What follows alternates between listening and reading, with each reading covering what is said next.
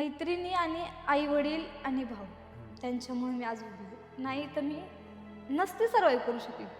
मी जीव द्यायचा 2 वेळा पण प्रयत्न केला. मुलांना काही कमी पडून देऊ नको. भावांना दिले, चुलत भावांनी दिले. माझ्या मैत्रिणी खूप चांगल्या आहेत. खूप सपोर्ट केला. एकाही अजून मैत्रिणीने मला फोन नाही केला आमचे पैसे रिटर्न कर. एक विश्वास ठेवला की माळकरी माणसं चांगली असतात आणि तिथंच माझे वडील फसले. आणि मला कळलं पण अशा सिच्युएशनला की ज्या दिवशी मला कळलं माझी सेकंड प्रेग्नन्सी आहे त्याच दिवशी मला यांचा अफेअर कळलं. मग मी त्या व्यक्तीला फोन केला, विचारलं जर असेल तर सांग, मी खाली करते, मी तुमच्या लाईफमध्ये निघून जाते, तुम्ही एकत्र राहा, मला काहीच प्रॉब्लेम नाही, पण मला तिसरं व्यक्ती नाही बनायचं. तो गावाला आला की ती मला बेडरूममध्ये कोंडायची. अरे बापरे. बेडरूममध्ये, एकाच बेडरूममध्ये तिघं. विचार करा, आपला नवरा खाली झोपला, डोकं भिंतीला आपट, पोटात लात घाल. बापरे. आत्ता 1 महिन्यापूर्वी मला असं मारलं होतं डोळ्यावरती, इथं सगळं काळं निळं झालं होतं, सगळं ओरखडलं होतं. मग माझे वडील बोलले, एक काम कर, तू कोर्टात जा, पर्याय नाही आता आपल्याकडे, लढू आता, जे होईल ते होईल. असं समज तुझा नवरा मेला, तुला 2 पोरं सांभाळायचे. आज पण माझा भाऊ म्हणतो, तू जवळ जिवंत आहेस ना तवर ती लोक जिवंत आहे, तुला जर काय झालं ना तर त्याचं अख्खं खानदान जाळणार. जी फेब्रुवारी पर्यंत म्हणत होती की व्हॅलेंटाईन डे दिवशी मी तुला सोडणार नाही, एक चान्स दे, किती काय झालं तरी मी तुझ्या पाठीशी आहे, आपण एकत्र लढू, हे मेसेज आहेत माझ्याकडे सर, पुरावे आहेत. आणि एका नोटीस मध्ये गार. हो. मी त्याला काय एवढी केली सर की तुझं अफेअर पण चालू राहू दे, तू दारू पण पी, पण फक्त आम्हाला सांभाळ. मी त्याच्या आईची सेवा आहे ना 1.5 महिने बेडवरती केली. आज ती बाई म्हणते तू आमच्यासाठी केलं काय. डिवोर्स हा खूप मोठा इश्यू आहे. म्हणजे जर मी डिवोर्स घेतला ना तर आमच्या गावातली मी पहिली अशी व्यक्ती ठरवली की मी डिवोर्स घेते नवऱ्यापासून. माझ्या वडिलांनी न नांदणाऱ्या मुलींना तिथं नेऊन नांदवले आणि तिच्याच वाट्याला, त्यांच्याच मुलीच्या वाट्याला झाले. मित्रांनो, आजकाल असे दिवस आलेले आहेत ना की डोळे बंद करून विश्वास ठेवणं म्हणजे ना अतिशय मूर्खपणा आहे. तर मग ती भलेही व्यक्ती श्रीमंत असो किंवा गरीब असो. तर आज आपण एक असाच अनुभव ऐकणार आहोत. तुम्ही जर चॅनलला नवीन असाल तर प्लीज सबस्क्राईब करा, म्हणजे तुमच्यापर्यंत कमीत कमी कुठल्या गोष्टी करायच्या आणि कुठल्या गोष्टी नाही करायच्या आणि अवेअर कसं राहायचं हे इतरांच्या चुकांमधून आपण शिकणार आहोत. त्यामुळे चॅनलला सबस्क्राईब करा. आणि चला तर मग आज आपल्या नवीन पाहुण्यांना भेटूयात. नमस्कार मॅम. नमस्कार. काय नाव आपलं? माझं ज्योती नाव. अच्छा. आणि कुठून आलात आपण? मी आंबेगाव, वडगाव मध्ये. अच्छा. आणि काय करता आपण? मी जॉब करते. अच्छा, बर. तर काय अनुभव शेअर करायचा मॅम आज आपल्याला? माझं गाव म्हणजे ॲक्च्युली महाबळेश्वर. महाबळेश्वरच्या तिथून आमचं धरण माहिती असेल, धुंबल कवडी, तिथून आमचं पुनर्वसन झालं लोणंदला. आम्ही लहान होतो, छान लहानपण चांगलं गेलं. कॉलेज झालं, कॉलेजच्या नंतर असंच मग स्थळ यायला लागली मुलांची वगैरे. सो आमची एक अपेक्षा होती की पुढे शिकाय भेटावं. वडिलांची अपेक्षा होती की मी पुढे शिकून जॉब करावं, म्हणजे स्वतःच्या पायावर उभं राहावं, जे की आजकालच्या मुलींना जास्त करून नाही भेटत. गावाकडं 12वी झाली की लग्न करा, असं माझ्या वडिलांचे विचार नव्हते. माझे वडील मुंबईला असायचे, सो मला तेवढं फ्रीडम होतं. अच्छा. हां. मग ह्याच्यानंतर एक असं स्थळ आलं की मुलगा पुण्यात होता कामाला, आई वडील त्याच्या गावी असायचे आणि माळकरी होते. सो त्याच्याच अचानक त्यांची मामाची मुलगी आमच्या गावात आहे, सो त्यांनी ते स्थळ आणलं होतं. ते पत्रिका द्यायला म्हणून आले. सो असं पाहुणचार वगैरे असं काय झाला ना, आमचा पोह्यांचा कार्यक्रम वगैरे जो असं प्रॉपर होतो तो. जस्ट आले, नाव विचारलं, चहा दिला आणि गेले. त्याच्यानंतर त्यांच्यातलं मुलगी पसंत आहे, मग त्यांचे आई वडील आणि मामा आले पाहिला. त्यावेळेस आमच्या ज्या काही अटी होत्या त्या आम्ही स्ट्रिक्टली पहिल्यांदा समोर मांडल्या होत्या त्यांच्या. म्हणजे अटी म्हणजे काय काय? आमच्या मुलगीला पुढे शिकायची इच्छा आणि जॉब करायचं, तिला तिच्या पायावर उभं राहायचे, बस. दुसरी काही अपेक्षा नव्हती की आम्हाला बंगला पाहिजे, गाडी पाहिजे, मुलाला एवढा पगार पाहिजे, काहीच अपेक्षा नव्हती. फक्त की माझ्या मुलीला पुढे शिक्षण द्या आणि तिच्या पायावर तिला उभं करा. वडिलांची एकच अपेक्षा होती, त्यांनी ती मान्य केली. ग्रॅज्युएशन झाल्यानंतर मे मध्ये 2015ला लग्न झालं. वडिलांना असं म्हणजे असं का वाटलं की मुलगा श्रीमंत नसेल तरी चालेल? आणि म्हणजे एक होतं त्यांचं की माणसं चांगली पाहिजेत फक्त. आणि हे स्थळ असं होतं की ह्यांच्या घरात माळकरी होती, त्यांना वाटलं की ठीक आहे मुलगी अर्धी भाकरी खाईल पण सुखात राहील आयुष्यभर. आणि त्यांना फक्त एकच पाहिजे होतं की मी माझ्या पायावर उभं राहायचं, जेणेकरून भविष्यात कुठलाही जरी अडचण आली तरी तिला त्रास होऊ नये किंवा आम्हाला असं वाटू नये की तिला आम्ही काहीतरी कमी पडून दिलं. अच्छा. सो त्यांची एक अपेक्षा होती की तू तुझ्या पायावर उभी राहा, मुलाचा पगार नसेल तरी तुझं तू करून खाऊ शकतेस असं. ओके. बर. म्हणून श्रीमंत जास्त स्थळ आम्ही बघितलं नाही की बंगला असावा, गाडी असावी, एवढी प्रॉपर्टी असावी. सो त्यांनी ते गोष्ट इग्नोर केली ना. कधी त्यांनी चौकशी केली त्यांची की तुमची प्रॉपर्टी किती आहे, तुमचं घर काय आहे, तुमचं बॅकग्राऊंड काय आहे, काहीच नाही चेक केलं. अच्छा. एक विश्वास ठेवला की माळकरी माणसं चांगली असतात आणि तिथंच माझे वडील फसले. असं काही नसतं की श्रीमंत घरातच मुलगी दिल्यावर ती सुखात नांदत नाही गरिबाच्या घरी, असं काही नाही. लोकांच्या मेंटॅलिटीवर सगळ्या गोष्टी राहतात की मुलगी बरोबर सुखी आहे. राहणार की आयुष्यभर अशीच राहणार, लोकांची वागणूक ठरवणार. वागणूक ठरवते. बरोबर. बर, मग तुमचं लग्न ठरलं. हा, लग्न झालं 2015ला. लग्नातच छोटे मोठे वाद झाले. त्याच्यानंतर म्हणलं जाऊ द्या, सोडून द्या. छोटे मोठे वाद म्हणजे कशावरून? ते लग्नानंतर ताट सजवतात ना नवरा नवरीचं, सो त्यांना तिकडच्यांना सांगितलं होतं की तुम्ही ते करा म्हणून, त्यांच्यावर ती जबाबदारी दिली होती. त्यांनी ती केली नाही. वडील थोडे नाराज झाले की मी सगळा खर्च केला. माझ्या वडिलांनी कुणाला दिलं नसेल एवढं लग्नात दिलं होतं. माझं घोड्यावरनी वरदावा म्हणजे मुलाच्या हौस नाही केली एवढी माझी गेली लग्नात. वा. हा. सगळं. हा. आणि प्रत्येक गोष्ट दिली, म्हणजे कुठलीच कमी नाही केली मला देण्यात. सोनं भांडी सगळं, म्हणजे डबल डबल म्हणलं तरी दिलं. एक बाप जो असतो ना, आपल्या हौस पूर्ण करतो आपल्या हो. मुलीच्या लग्नात. खूप ते म्हणजे अक्षरशः घोड्यात वरदाव आमच्या गावात फर्स्ट टाइम माझाच निघाला असेल. वा. एवढं त्यांनी माझी सगळी हौस पूर्ण केली. नको म्हणत असताना नाही, माझ्याकडून मी सगळं करणार असं. त्याच्यानंतर मग त्यांना ते केलं नाही आणि त्यांचेच पाहुणे येऊन म्हणले अरे काय नवरा नवरीचं ताट पण नाही सजवलं. मग थोडं तिथं झालं की तुम्हाला सांगितलं होतं तुम्ही जर माझ्या मुलीला आत्ताही म्हणजे हे करू शकत नाही, आयुष्यभर काय सुखी ठेवणार तुम्ही, असे बोलले डायरेक्ट ते. अच्छा. मग तिथंच थोडंसं झालं. त्याच्यानंतर ना मग हे आले आमच्या घरचे, पूजेला येतात जसे, ह्यांना बाहेर बसवलं ओट्यात. म्हणजे अक्षरशः घरात सुद्धा दिलं नाही की पाहुण्यांना आपण घरात बसवावं. ओठ्यावरती बसवलं ह्यांना 1 तासभर. पाणी सुद्धा विचारलं नाही. तिथून पुढे वडील बोलले मी तुझ्या दारात परत येणारच नाही, कारण तुम्हाला पाहुणचार करायची अक्कलच नाहीये पाहुण्यांची. ते नाराज झाले. त्याच्यानंतर फर्स्ट टाइम भाऊ न्यायला आला.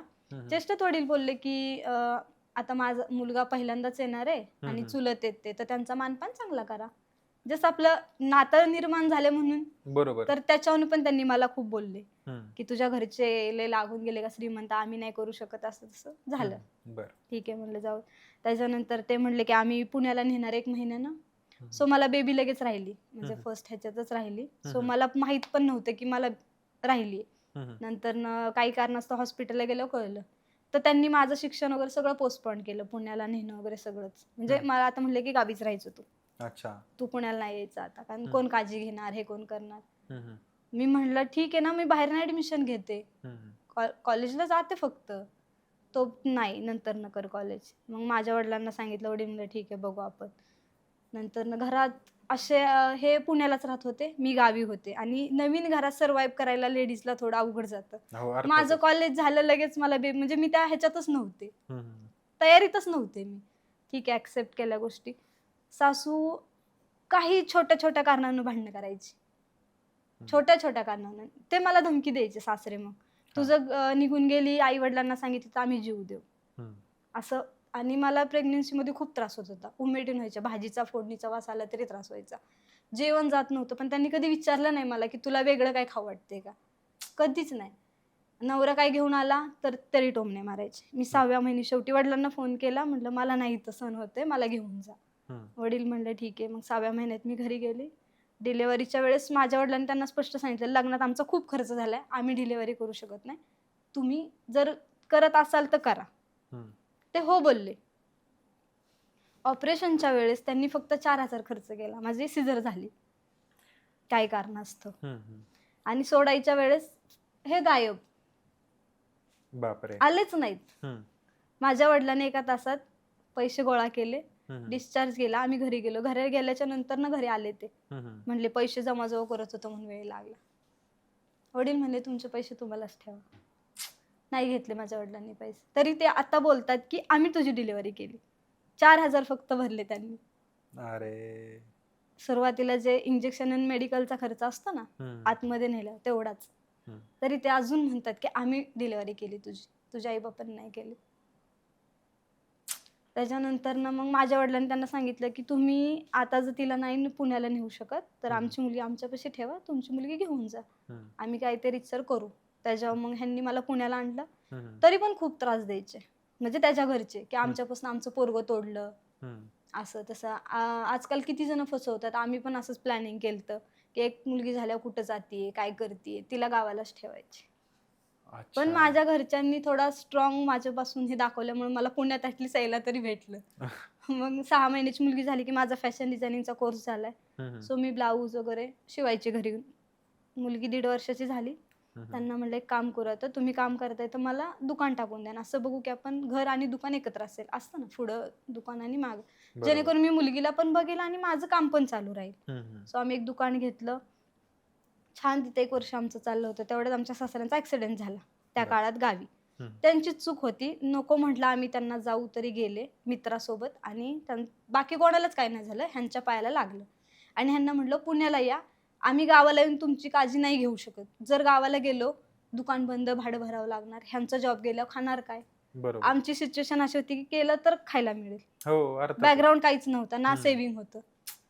तर त्याच्या घरच्यांनी असं सांगितलं की आमचा मुलगा आमच्यापासून तोडला आणि त्याला साधं हॉस्पिटलला सुद्धा येऊ दिलं नाही ना.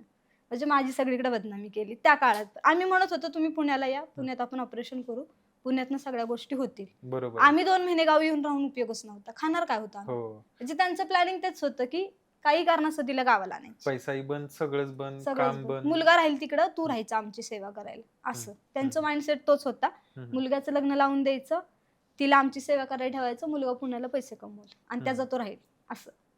अच्छा. असा त्यांचा माइंडसेट होता. बरं. मग त्याच्यानंतर 1-1.5 वर्ष झाली, शॉप चांगलं चाललं होतं. मग परत ते म्हणले माझा आता जॉब चेंज होतोय, सो मला तुला मटेरियल आणून द्यायला वेळ नाही भेटणार आहे, आपण दुकान बंद करू.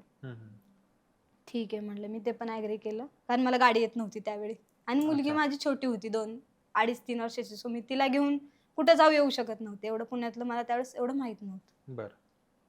आम्ही मग आंबेगावात घर घेतलं. 1-1.5 वर्ष झाली. कोविड आला.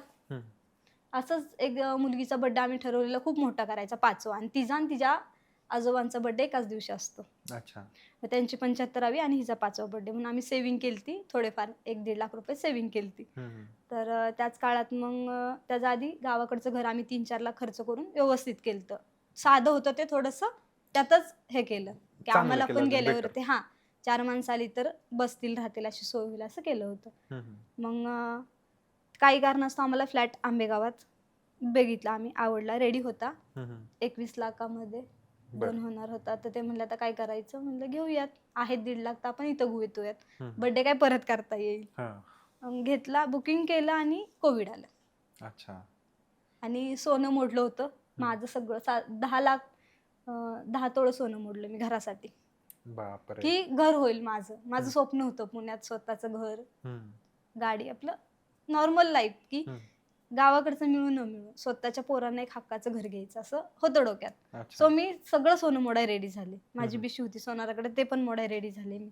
बिशी लावली होती सोनाराकडे 10,000ची.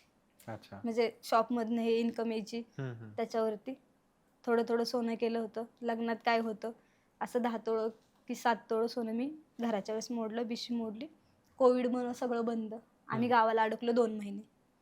2 महिने कसे तरी काढले. त्यांना म्हणलं आता जाऊया आपण पुण्याला, काम नाही केलं तर खाणार काय, गावाला तर मी नाही राहू शकत म्हणलं, आता कुठल्याच कंडिशनमध्ये नाही राहू शकत म्हणलं. भले कोविड होऊन मरू आपण, पण जाऊयात. हट्टाने त्यांना घेऊन आले जबरदस्ती. 3 महिने काढले, गावाला आलो. मग मी भारत पे जॉईन केलं, मार्केटिंग. ते भारत पेला सेल्स, म्हणजे चांगल्या पोस्टला होते मी, सेल्स एक्झिक्युटिव्ह म्हणून जॉईन झाले फ्रीलान्सवरती. घरात काय करणार दिवसभर, मुलगी आईकडे होती कोविडमध्ये. खरं. मग म्हटलं ठीक आहे, करूयात, हे पण करून बघूयात. मार्केटिंगमध्ये मी चांगला जॉब केला, एक 7-8 महिने. चांगली इन्कम वगैरे व्हायची, 15,000, 20,000, 23,000 अशी होत होती. मग मुलगीचं ऑनलाईन शिक्षण चालू झालं कोविडमध्ये. त्यात मग फ्लॅटचं झालं आमचं, ॲग्रीमेंट वगैरे झालं, राहायला आलो नवीन फ्लॅटला. ॲग्रीमेंट झाल्याच्या नंतर ना ऑनलाईन शिक्षण चालू झालं. सो मला जॉब सोडावा लागला. त्याच दरम्यान मग आमचे वाद होत होते सारखे, म्हणजे अच्छा. 6 महिन्यातनं 3 महिन्यातनं काही ना काहीतरी यांचे माझ्या कानावर यायचं. म्हणजे म्हणजे मला कशा रिलेटेड?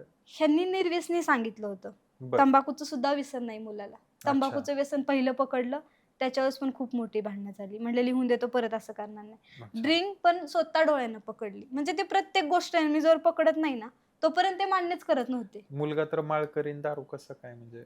त्यांनी त्यांचं हे झालं होतं 12वी नंतर त्यांनी डी.वाय पाटीलला हम्म, हम्म. हॉटेल मॅनेजमेंट केलं. मग तिथं ते मिक्स होतं ना, हा, हा. Veg, non-veg. मग त्यावेळेला काळात त्यांनी माळ काढली जाऊन, बर. की हे मला नाही होतं इथे. हम्म, हम्म, हम्म, म्हणून त्यांनी काढली. त्यांच्या आई-वडिलांच्या काळात होती माळ. बर. आणि ह्यांना घरच्यांना माहित नव्हतं की आपला मुलगा दारू पितो, तंबाखू खातो. माहिती असेल मे बी, पण मला कधी सांगितलं नाही. मला समोर सगळ्या डोळ्यात ज्या गोष्टी दिसल्या ना, त्यावेळी भांडणं झाली. त्यावेळी मीटिंग घ्यायची. हम्म, आमचं पोरगा असं करणार नाही, पाया पडतो. बस. परत 6 महिन्यानं तेच. 6-6 महिन्याने असे वाद होतच होते. हम्म, पण मी जाऊ दे म्हणायची, इग्नोर करायची की. हम्म, आणि त्यावेळेस ते एवढं नव्हते करत. माझ्या समोर तर कधी नाही करायचे. हम्म. माझ्या मागं. पण 1-2 तरी वेळा पकडले गेलंच. अच्छा. वाद झाले, घरच्यांना बोलवलं, मिटिंगी झाल्या, पण नाही हा. सुधारणार. मग त्याच्यानंतर मला असंच गावाकडून एक फोन आला हम्म. की त्याचं वाईट मार्गाला चाललाय, तो थोडंसं त्याच्यावर लक्ष ठेव. हम्म, मला नक्की कळलं नाही की वाईट मार्ग कोणता. तर मी तर घरच्यांना त्यांना वारंवार सांगितलं होतं, दारू पितात, त्रास देतात, हम्म. मारहाण करतात, सगळ्या गोष्टी मी सांगितल्या होत्या वारंवार. हम्म. मीटिंग लिहून देणं हे ते होतच होतं 6 महिन्याला वगैरे. हम्म. पण नंतर नाही, त्याच्या व्यतिरिक्त पण त्याला नाद लागलेत असं मला कळलं. आणि तिचं जिच्यावर होतं तिचं बॅकग्राऊंड इतकं खराब आहे ना सर, हम्म. मी सोशल मीडियावर सांगू पण नाही शकत. बापरे. खूप लोकांची बदनामी होईल त्या गोष्टीमुळे. ती व्यक्ती अशी आहे ना की एक झाला की दुसरा, दुसरा झाला की तिसरा, लत म्हणतात ना, त्या टाईप होती ती व्यक्ती. त्या व्यक्तीचं सगळं बॅकग्राऊंड मला माहिती होतं. माझ्या मिस्टरांना पण माहिती होतं. हम्म. माझे मिस्टर कसे हे झाले ना, मलाच कळलं नाही त्या व्यक्तीबरोबर. ऍक्च्युली बापरे. झालं काय, तिचं लग्न झालं 2018ला माझ्या चुलत दिरांसोबत. मग त्यांना 2 वर्ष आमचं खूप मोठी फॅमिली आहे, 7 सासरे आहेत मला. बापरे. 3 वारलेत, 4 आहेत. हा. आणि त्यांचेच 2 ज्यांचे आई वडील वारले त्यांची 2 मुलं. आमचा एक चुलता आहे, तेच म्हणजे चुलत सासरे ते सांभाळतात. त्यांनी त्याचं लग्न वगैरे लावून दिलं. त्यांचं हॉटेल आहे, तो तिथंच कामाला होता. ती त्यांच्याच घरात राहत होती. 2 वर्ष तिनं तिथं कांड केला. आता मी सगळ्या गोष्टी नाही सांगू शकत. हा हा, नाही ठीक आहे, समजू तर शकतो. त्यांनी काय केलं, त्या मुलाचं लग्न लावून दिलं हम्म. आणि तिला आमच्या घरात आणून ठेवली. आणि आमच्या घरात आणून ठेवली हे मला सांगितलंच नाही कोणीच. बापरे. लग्नाच्या दिवशी तिला हाकलीन आमच्या घरात आणून ठेवली. हम्म. आणि 2-3 दिवसाने तिचा मला मेसेज आला, हाय ताई, मी राणी. म्हणलं कोण राणी, मी नाही ओळखत. म्हणलं मी तुमची जाऊ. हा बोला म्हटलं. म्हणलं मी तुमच्या घरात राहायला आली. मी शॉक झाले की एवढा मोठा डिसिजन आपण एखाद्याला आपल्या घरात ठेवतोय, तर सुनाला सांगावं पण नाही वाटत आहे समोरच्या व्यक्तीला की आपण आणू शकतो का आपल्या घरात. आपला पण एक मुलगा आहे तरुण, आणि आपल्या घरात आता काय घडलंय ते पण माहितीये. तरी सुद्धा मग मी सासऱ्यांना फोन केला. तर म्हटलं तुला काय विचारायचंय, तुम्ही पुण्याला राहता, तुम्ही येताच किती आमच्या जवळ, सो तुम्हाला आम्ही सगळ्या गोष्टी सांगाव्या. ठीक आहे म्हटलं. तिथून ह्यांचं चालू झालं. मला माहीतच नाही. 2 वर्षांनी कळलं. मग ते पुरावे मागायला लागले दोघं. आणि मला कळलं पण अशा सिच्युएशनला की ज्या दिवशी मला कळलं माझी सेकंड प्रेग्नन्सी आहे, त्याच दिवशी मला ह्यांचा अफेअर कळलं. मी पूर्ण हलून गेले होते, पूर्ण. मला काहीच सुचत नव्हतं काय करू, काहीच कळत नव्हतं. बापरे. मग मी त्या व्यक्तीला फोन केला, विचारलं जर असेल तर सांग, मी खाली करते, मी तुमच्या लाईफमध्ये निघून जाते, तुम्ही एकत्र राहा, मला काहीच प्रॉब्लेम नाही, पण मला तिसरं व्यक्ती नाही बनायचं आहे. दोघं पण मला पुरावे मागायला लागले सर. आणि 6 महिन्यात खूप वेळा मी पकडलं, पण तरी रेडी नाही झाले ते. शेवटी मी भावाला सांगितलं, माझ्या चुलत भावाला. सख्या भावाला तर सांगायची हिंमतच नव्हती. अच्छा. त्यानं काय केलं असतं मला माहित नाही त्यावेळी. बापरे.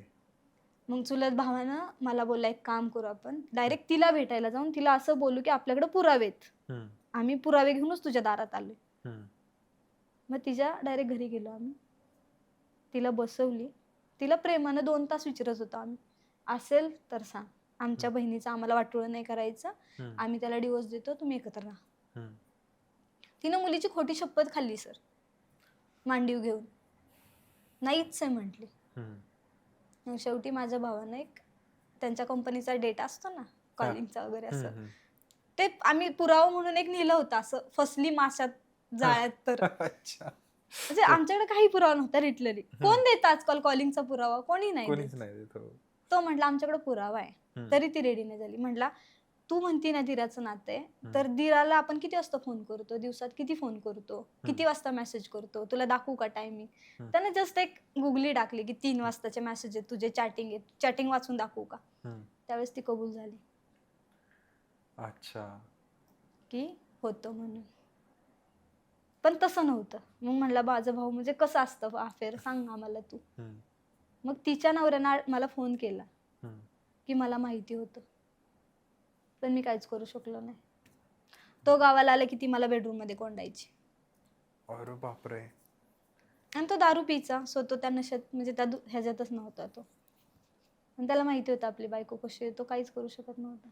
मग ते कुटुंब असं काय म्हणजे काय असं काय होतं की बाबा म्हणजे नवऱ्याला कोण नाही इतकं म्हणजे ती एवढं धाक म्हणजे एवढं असं काय होतं? बॅकग्राऊंड असं की ती ज्या व्यक्तीवर आधी होती ना माझ्या नवऱ्याच्या आधी, ती हॉटेलला होता ना कामाला, सो तिथून त्याला ड्रिंक पाजणे द्यायची खूप, की तो सुधीत नसावा. अच्छा. ओके. त्यानं बघितलेलं आहे सर दोघांना सवय लावत लावत लावत बेडरूम मध्ये, एकाच बेडरूम मध्ये तिघं. विचार करा, आपला नवरा खाली झोपलाय. शॉकिंग आहे त्या गोष्टी खूप. म्हणजे तिला लाज वाटली नसेल का की कमीत कमी काय लाज वाटणार आहे? आहेत तिचं लग्नाआधी पण 2 जणांवर अफेअर होतं. बापरे. आजही तिच्यापर्यंत गेलं ना, ती माझ्या केस पण करू शकते की माझी बदनामी केली म्हणून. पण माझ्याकडे सगळे पुरावे आहेत, सगळे. सो कसं असतं ना, एखाद्या व्यक्तीला आपण जीव लावणं खूप चुकीचं असतं. मी तिला आमच्या घरात आणलेली ना, तिचा नवरा माहिती होता असा दारुडा आहे, प्रेम देत नाही किंवा आई वडील नाहीये, सपोर्ट नाहीये, गरिबी आहे, म्हणून मी तिला प्रत्येक गोष्ट घ्यायची. म्हणजे मी, माझी बहीण असते ना, मला बहीण नाहीये सख्खी, आम्ही दोघंच आहे बहीण भाऊ, चुलत बहिणी आहेत मला, सो मी बहिणीसारखा जीव लावला तिला. मी मला घ्यायची, ती प्रत्येक गोष्ट तिला घ्यायची. अच्छा. कार्यक्रमाला साडी घे, कुठं आम्ही दोघं गावाला गेलो की पाहुण्यारावळ्यांच्यात गेलो की तिला घेऊन चल, की तिचा नवरा नेत नाही. माझ्या मुलीला कुठली गोष्ट घेतली की मी तिच्या मुलीला घ्यायची, माझी मुलगी समजून. अच्छा. म्हणजे एवढं प्रेम इतकं म्हणजे कोणच म्हणणार नाही की असं असतं की. म्हणजे एकदम जवळ घट्ट नातं झालं हो, होतं. खूप. आणि तिनंच माझ्या पाठीत खंजीर खुपसला. बापरे. तरी मी तिला माफ केलतं. तरी मी तिला माफ केलतं. कुठलीच लेडीज करणार नाही माफ. मी मीटिंग घेतली, 8 दिवसांनी त्याच्या बहिणींना वगैरे बोलवलं. मी म्हटलं आता मी प्रेग्नेंट आहे, पण मला हे नाही सहन होतंय, सो मी डिवोर्स घेतेय. तर मला सांगण्यात आलं की आता तू प्रेग्नेंट आहेस, 2 बाळं, कुठं जाणार, काय करणार, सो एक चान्स दे त्याला. होतात चुका, आहे पुरुष, नाही असं वागणार तो परत. तो पण म्हणला की मी नाही असं करणार परत. ती पण म्हणली मी पण नाही असं करणार परत. मी म्हटलं ॲटलिस्ट लिहून घ्यायच्या स्टॅम्प पेपरवरती की आम्ही असं करणार नाही, आणि जर केलं तर जे तू म्हणशील ते मला मान्य आहे. सो त्यांनी ते पण नाही केलं सर, लिहून पण नाही दिलं. बापरे. एक 8 दिवसानंतर परत त्यांचं चालू झालं. आणि मग मी माझ्या प्रेग्नन्सीत, बाळात थोडी गुतत गेली. सो मला काय ह्यांचं कळलं नाही की परत चालू आहे, नाही चालू आहे. त्याच्यानंतर असेच प्रेग्नन्सीमध्ये त्यांनी मला खूप मारलं होतं एकदा. नाकातून रक्त आलं, नाक फोडलं होतं माझं. बापरे. फोनवरती बोलताना ऐकलं होतं म्हणून. म्हणजे असं बसलो होतो जस्ट, आणि ते चॅटिंग करत होते. म्हणलं फोन द्यावं, कोणाशी चॅटिंग करताय बघू दे. मला म्हणले कामाचा फोन आहे. म्हणलं बघू ना, मग कामाचं आहे तर काय चॅटिंग करताय मला बघू द्यात ना. नाही म्हणलं तुझ्या ह्याचं नाही येत आहे. म्हणून त्यांनी फोन फोडला आणि टीव्ही पण फोडला आणि मला पण मारलं. बापरे. फक्त मी प्रेग्नेंट होती त्यावेळेस. प्रेग्नन्सी मध्ये मारलं? मारलं मला त्यांनी. नाकातनं रक्त वाहत होतं माझ्या. म्हणजे एका तिसऱ्या बाईसाठी, म्हणजे ती बाई एवढी इम्पॉर्टंट होती का? म्हणजे बायकोपेक्षा प्रेग्नन्सी मध्ये आपली बायको आहे.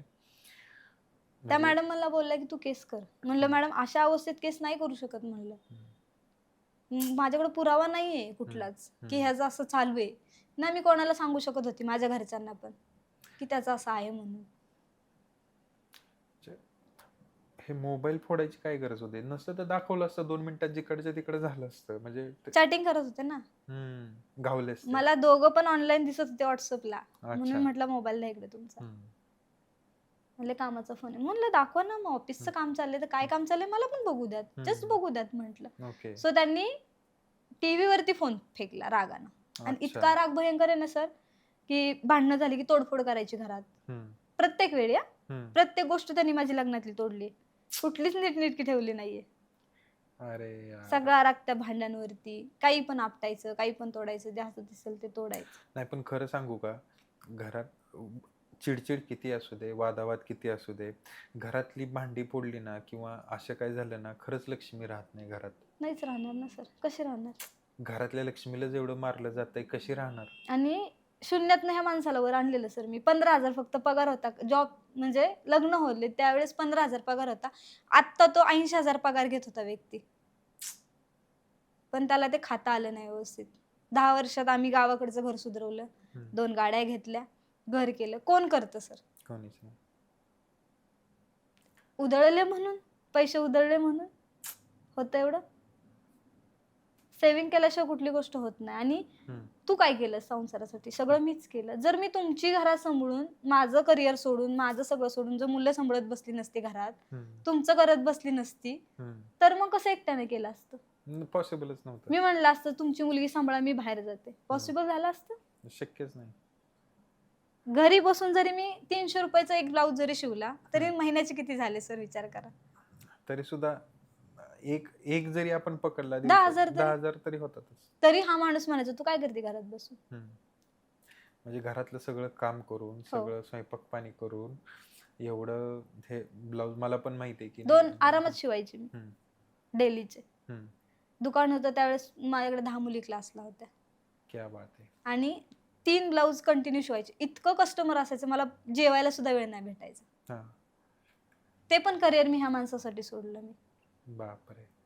म्हणजे मिनिमम, एकदम मिनिमम म्हणतो 25 ते 30,000 रुपये म्हणजे असे 10,000ची बिसीच लावली होती मी सोनाराकडे. वा. एवढा एखाद्या मुलाला जर एखाद्या सपोर्ट मिळत आहे तर त्या मुलांनी म्हणजे त्याला पहिली विचार- चेन मी केली होती 1.25 तोळ्याची, पहिल्या बापरे. बिशीवरती. अंगठ्या 2 केल्या होत्या सोन्याच्या. हा.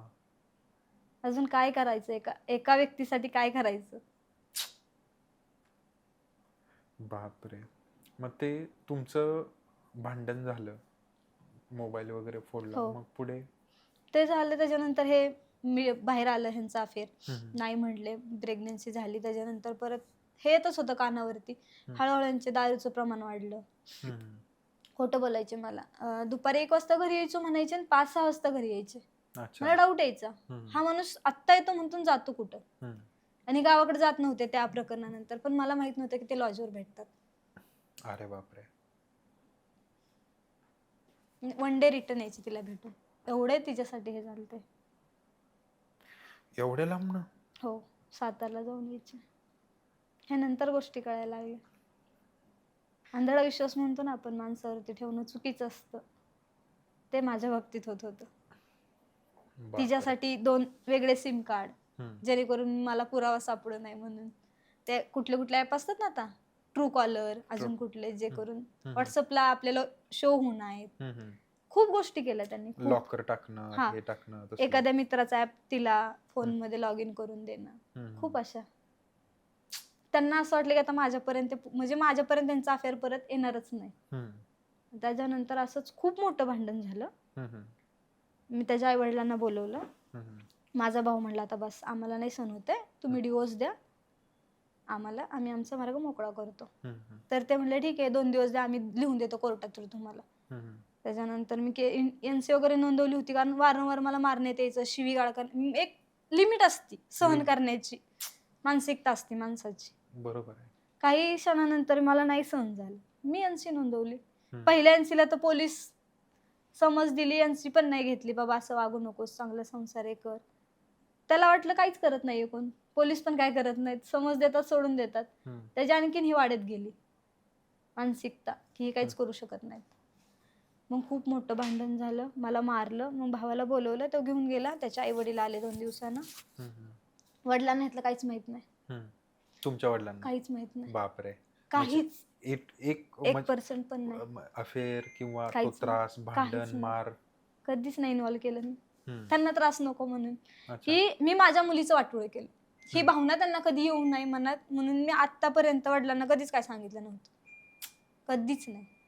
म्हणजे माझे भाऊ आणि आम्हीच सगळं हँडल करायचो, की वडिलांना त्रास नको, त्यांनी आपल्यासाठी खूप केले, असं ह्या भावनेनं. बरोबरच आहे. वडिलांनी एवढ्या अपेक्षेने दिलेलं आहे आणि हा, त्यांना जर ते कळालं तर म्हणजे तो त्रास त्यांना सहनच नाही होणार. सहनच नाही ते होणार. एकतर स्वतः जीव देतील नाही तर समोरच्या व्यक्तीचा जीव घेतील. त्यांना नाही सहन होणार मला त्रास झालेला. तो मारायचा म्हणजे कसं मारायचा? लाईक की तो सुधीतच नसायचा. एवढा प्रचंड राग? डोकं भिंतीला आपट, पोटात लाथ घाल. बापरे! फोटो आहेत माझ्याकडे सगळे. घरात म्हणजे घरातच? आत्ता 1 महिन्यापूर्वी मला असं मारलं होतं डोळ्यावरती. इथं सगळं काळं निळं झालं होतं. सगळं ओरखडलं होतं असं. आत्ताची गोष्ट आहे ही. पण एवढा एवढा हात उचलतातच कशी काय पोरं? मला तेच कळत नाही. सुधीत म्हणजे ते हे असते ना, एक नशा असते ना दारू पिल्यावरती. अच्छा, म्हणजे आता तो पूर्ण हो, दारूच्या पूर्ण. तिनं त्याला पूर्ण दारूच्या आहारी केलं होतं. 4-4 दिवसातनं, 8 दिवसातनं, रोज. बापरे! आणि कारण सांगायचं, तू केस केली, तिने हम्म. केस केली आहे, मला टेन्शन आहे, जॉब भेटत नाही असं. अच्छा, मध्ये मध्ये काय जॉब सुटला होता का त्यांचा? हा, सांगते. गेल्या वर्षी ऑगस्टमध्ये आमची भांडणं झाली खूप मोठी. मी मग भावाकडे निघून गेली आणि ते पोलीस नाही का सांगतात वारंवार भांडणं होत असतील तर भरोसा सेलला जावा तुम्ही. म्हणजे तिथं काउन्सिलिंग होतं, तिथं मिटतं, नाही तर मग ते कोर्टात पुढं देतात. जर नसेल तुमचं जमत किंवा पटत तर डिवोर्ससाठी किंवा बाकीच्या गोष्टींसाठी ते कोर्टात. असं मला सांगण्यात आलं. मला ह्यातलं काहीच माहित नव्हतं. पोलीस कधी बघितलं नाही, कोर्ट कधी बघितलं नाही. सगळं एकटीने सर्वाइव्ह केलं. मुलगा 1.5 वर्षाचाच होता. मग गेली भरोसा सेलला. ह्यांनी गावाला जाऊन सांगितलं की तिनं आमच्यावरती केस केली आणि तिनं आम्हाला कोर्टात बोलवलं. त्याच्या बहिणीने एकदा सुद्धा फोन नाही केला मला की ऍक्च्युली तुमच्यात भांडणं का झालेत. जर समोरचा व्यक्ती सांगतोय, 2 बाजू असतात नाण्याला. दुसरी बरोबर. बाजू पण बघितली पाहिजे ना. बिलकुल बघितली पाहिजे. बरोबर. त्याच्या बहिणींचे कुणाचेच फोन नाहीत मला, त्याच्या घरातल्यांचे कुणाचेच फोन नाहीत मला की नक्की झालंय काय तुमच्यात, की तुमचं कोर्टापर्यंत गेलंय. कोर्ट तर नव्हतं, ते भरोसा असेल नॉर्मल असतं. त्यांनी त्याला कोर्ट बनवलं. मग तिथून त्यांना फोन गेला, आले ते पहिल्या सेशनला आले. म्हणले माझा जॉब सुटतोय आता, मी गावाला जाणार आहे, तिला नांदायचं असेल तर ती गावाला नांदायला येईल. त्या मॅडम म्हणल्या ठीक आहे. मी त्यांना त्यांचं अफेअरचं सांगितलेलं. म्हणले सेकंड टाइमला तिला आणि तिच्या नवऱ्याला घेऊन ये इथं काउन्सिलिंगला. सेकंड टाइमला तो आलाच नाही. तो म्हणला माझा भाऊ ऍडमिट आहे, म्हणजे त्यांच्या भावाला मेंदूत अचानक रक्ताची उलटी झाली. ते अधिक महिन्यात जेवण असतं ना, त्यावेळी इथं आपल्या ज्युपिटर हॉस्पिटलला आणलं. 2 दिवसात ते एक्सपायरच झाले, जगले नाहीत ते. मग आता अशी सिच्युएशन होती की मी माझ्या भावाकडे राहत होती 1.5 महिना झालं. वडील म्हणले ठीक आहे आपलं वेगळं, पण ते असं झाले तर आपल्याला गेलं पाहिजे. सो आम्ही सगळे गेलो. मी, माझे वडील, भाऊ, आई, आम्ही सगळे गेलो कार्यक्रमाला. एकही व्यक्ती आमच्याशी बोलला नाही. एकही व्यक्ती आमच्याशी बोलला नाही. मुलाची चूक दिसत नाही का त्यांना? नाही दिसली त्यांना. त्यांनी काय सांगितलं माहितीये का, ती घर नावा करून मागतेय, तिला पैसा पाहिजे, तिला नवरा नकोय.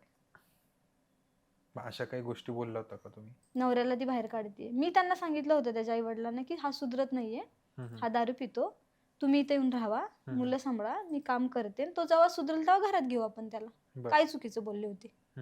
माझी मानसिकताच नव्हती ना आता त्या सहन करायची. ते दारू, मार खाणं आणि अफेअर म्हणजे सगळंच ओव्हरऑल सगळं ऍक्सेप्ट करून पण हा असाच वागत त्यावेळेस होता. प्रेग्नन्सी बाळ होतं 1.5 महिन्याचं, म्हणजे 1.5 वर्षाचं झालं होतं. हा, 1.5 वर्षाचं झालं होतं. ते चालूच होतं ना त्यांचं. मी तुम्हाला बोलले ना की बाहेर लॉजवर भेटायचं इकडे. घरी जात नव्हते कारण मला डाऊट येईल म्हणून. घरी कधी गेलेच नाही ना ते तेवढ्या ह्याच्यात. अच्छा. हा, बाहेरच चालू होतं त्यांचं. मग शेवटी 1.5 महिन्यात झालं, ते गावीच होते. मला बोलले की पोरग खूप आजारी आहे, त्याला घेऊन जा. पोरगी त्यांनी ठेवून घेतली होती, माझ्याकडे नव्हती दिली. आणि मुलीचं पोतदारला ऍडमिशन होतं, त्यामुळे तिला घेऊन जाऊ शकत नाही मी, हडपसरला भाऊ राहतो, तिचं नुकसान होईल म्हणून आम्ही पोरं इथंच ठेवली होती. आणि आम्ही गेलो. मग दादा म्हणला ठीक आहे तुम्ही कोर्टाकडून लिहून आणा, मग मी तिला आणून सोडतो, की तिला परत ह्या पुढे त्रास होणार नाही, असं लिहून द्या तुम्ही कोर्टा थ्रू, नाही तर डिवोर्स द्या. 2 ऑप्शन दिले ते त्यांना. त्यांनी लिहून नाहीच दिलं. मग पोरं इथं सोडली माझ्याकडं. जायच्या आधी त्यांनी प्लॅनिंग केलं सर, फुल जायचं की हिला अडकवून जायचं. ही सर्वाइव्ह नाही करू शकली पाहिजे. मेंटेनन्स 2 महिन्याचा भरला नाही, घराचा हप्ता भरला नाही, लाईट बिल भरलं नाही. मुलीचं व्हॅनचे पैसे भरले नाही, डान्स क्लास लावलेला ते पैसे भरले नाही. मला माहित नव्हतं 1.5 महिना मी भावाकडे असल्यामुळे मला माहितच नाही इकडे काय चाललंय. मुलगीचा फोन यायचा आठवड्याला, सर मला घेऊन जा मम्मी, मला इथं काम लावतात. अरे यार, बाप आहे, एवढी अक्कल नाही का की आपल्याला लहान मुलगी आहे आणि तिला काम सांगणं, म्हणजे हो, कुठलाही मुलगा कसं काय असं काय करू 10 शकतो? वर्षाचीच मुलगी आहे माझी, तिला काम लावायचे हे लोक. एक पॅरेंटिंग नावाची काहीतरी गोष्ट असते, ती अजिबातच नाहीये का? ती 1.5 महिन्यानंतर ना सर अक्षरशः रडायला लागली फोन करून, मम्मी मला घेऊन जा. मी गेले, मी एकटी नाही गेले, भाऊ मला एकटी जाऊ नको, परत वाद होतील तुमच्यात. सो माझी एक मैत्रीण राहते इथं, मी तिला घेऊन गेली आणि चल म्हटलं 2 दिवस मामाकडे जाऊ, तुम्हाला आणून सोडते. तिला सुट्टी होती 2-3 दिवस, चल म्हटलं. तिला घेऊन गेली तर म्हटलं मुलाला पण घेऊन जावं, तो आजारी होता खूप, तो राहतच नव्हता माझ्याशिवाय. आणि ह्या कंटिन्यू त्याला नुसतं दूध पाजत होत्या, अच्छा. बॉटलचं. त्याचं खाणं-पिणं पूर्ण बंद झालं. 4-4 दिवसाला दवाखाना, एवढा तापला होता तरी त्यांनी मला पोरग दिलं नाही. बापरे. नाही दिलं पोरग मला.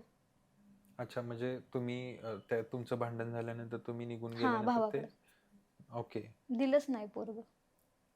शेवटी मी आले घरी, म्हटलं मला बाळ घेऊन जायचंय, 2 दिवसांना आणून देते तुमचं पोरग, माझा पण हक्क आहे त्याच्यावरती.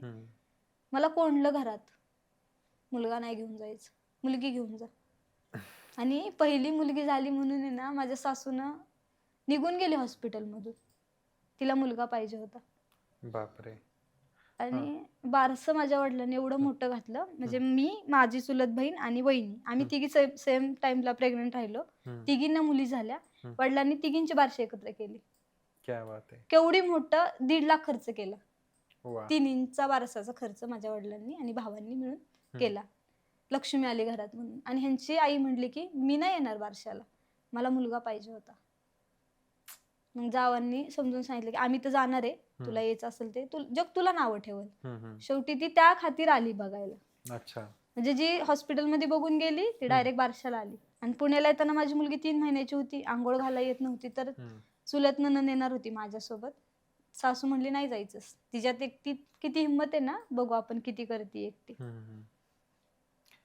म्हणजे सपोर्ट काढून घ्यायची कामं केली फक्त. बापरे. प्रत्येक वेळी. मग मी पोलिसांना फोन केला की मी मुलगा घेऊन जाते 2 दिवसासाठी, तर ह्यांनी मला घरात कोंडले. त्यावेळेस त्यांनी दार उघडलं आणि मला सोडलं. मग ते त्यांचा चुलता माझे दीर वारले. मग मुलीचं शिक्षण राहील म्हणून वडिलांनी फोन केला त्यांना, कधी येणार आहे, तिचं शिक्षण राहते. तर ते बोलले की आम्ही 13वा झाल्याशिवाय येणार नाही, सो तिला तिकडं पाठवा आणि तिला तो पण मुलं सांभाळायला लावा.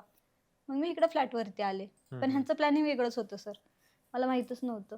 ह्यांनी मेंटेनन्स भरला नाही, लाईट बिल भरलं नाही, म्हणजे हिला त्रास द्यायचं जेणेकरून ही गावाला निघून येईल राहायला. अच्छा. आणि ह्याचा जॉब होता त्यावेळेस चालू, तो कुठून पण करू शकत होता, फ्रीलान्स वरती होत, म्हणजे त्याचं मार्केटिंगचं फील्ड होतं, सो तो कुठूनही करत होता जॉब. बरोबर. मला नोटीस पाठवली सर यांनी, जर गावी नांदायला यायचं असेल तर ये, नाही तर आम्ही तुला नांदवणार नाही. आम्ही काहीच नाही हालचाल केली, आम्ही शांत होतो. त्याचं म्हणलं आता ह्याचं असं घरात झालंय तर आपण शांत राहावं. मग ती भरोसा सेलची केस मागे घेतली, ना कोर्ट ना कचेरी, आम्ही काहीच नाही, आम्ही शांत की हा बाबा येईल 13 दिवसांनी परत. वडिलांनी फोन केला, म्हणला मी नाही राहणार आता पुण्याला. आला, कपडे घेतली आणि गावाला निघून गेला. अच्छा. मुलांना सुद्धा नाही विचारलं त्यानं. हे मला एक कळत नाही, एवढं आपलं चांगल्या पद्धतीने लग्न होतंय, त्याच्यानंतर एवढा आपला संसार चालवतो, आपण एक घर घेतो, गाड्या घेतो, सगळं घेतोय. मुलांना लग्न होईपर्यंत ह्या सगळ्या गोष्टी चला ठीक आहे, पण लग्न झाल्यानंतर एक्स्ट्रा मॅरिटल अफेअरचं हे भूत कुठून? बरं ठीक आहे ना, मी ते पण एक्सेप्ट केलं, माफ केलं, परत त्यांनी तीच करावं, डबल परत फिरून तेच.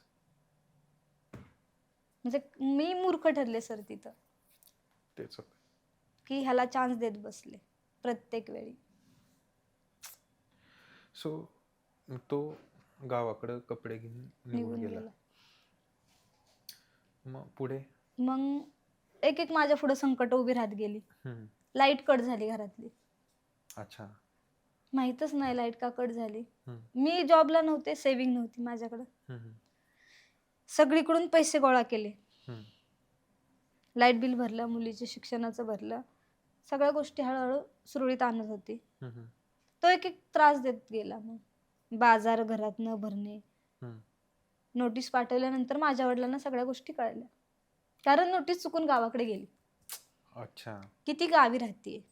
मी त्याच्याच म्हणजे आमच्याच फ्लॅटवर राहत होती, सो त्या दोघांचा ऍड्रेस आहे. जर इथं नोटीस आली असती तर सिद्ध झालं असतं की मी तुझ्याच घरात नांदते, मी गेलीच नाहीये कुठं. अच्छा. सो त्यांनी नोटीस गावाकडे पाठवली. मग वडिलांच्या हाती लागली, तर तो माणूस म्हणला की अशी नोटीस आहे, तू तुमची मुलगी कुठे? वडील म्हणले ती तर पुण्यातच राहते त्यांच्या घरी. तो म्हणला नोटीस घेऊ नका, तर असं सिद्ध होईल की ती तुमच्याकडे राहते. अच्छा. नोटीस रिटर्न गेली. मग माझे वडील बोलले एक काम कर, तू कोर्टात जा, पर्याय नाही आता आपल्याकडे, लढू आता, जे होईल ते होईल. असं समज तुझा नवरा मेला, तुला 2 पोरं सांभाळायचे, असे बोलले डायरेक्ट. अच्छा. वडील म्हणजे एकदम खूप स्ट्रॉंगली उभे होते ना. खूप. आणि चुलत भाऊ पण. आजकाल सक्का भाऊ उभा राहत नाही, माझा सक्का तर आहेच, पण चुलत भाऊ पण पाठीशी सगळे. म्हणजे खूप जीव लावतात ना माहेरचे. आज पण माझा भाऊ म्हणतो, तू जवळ जिवंत आहेस ना, तवर ती लोक जिवंत आहेत. तुला जर काही झालं ना, तर त्याचं अख्खं खानदान जाळणार. एवढे जीव लावतात सगळे. आणि एका फोनवरती रात्रीच्या 12-1 वाजता हडपसर असू, पिंपरी चिंचवड असू, माझा भाऊ दोघं हडपसरला आणि पिंपरी चिंचवड राहतात, अर्ध्या रात्री पळून येतात माझ्यासाठी. एवढा सपोर्ट करतात.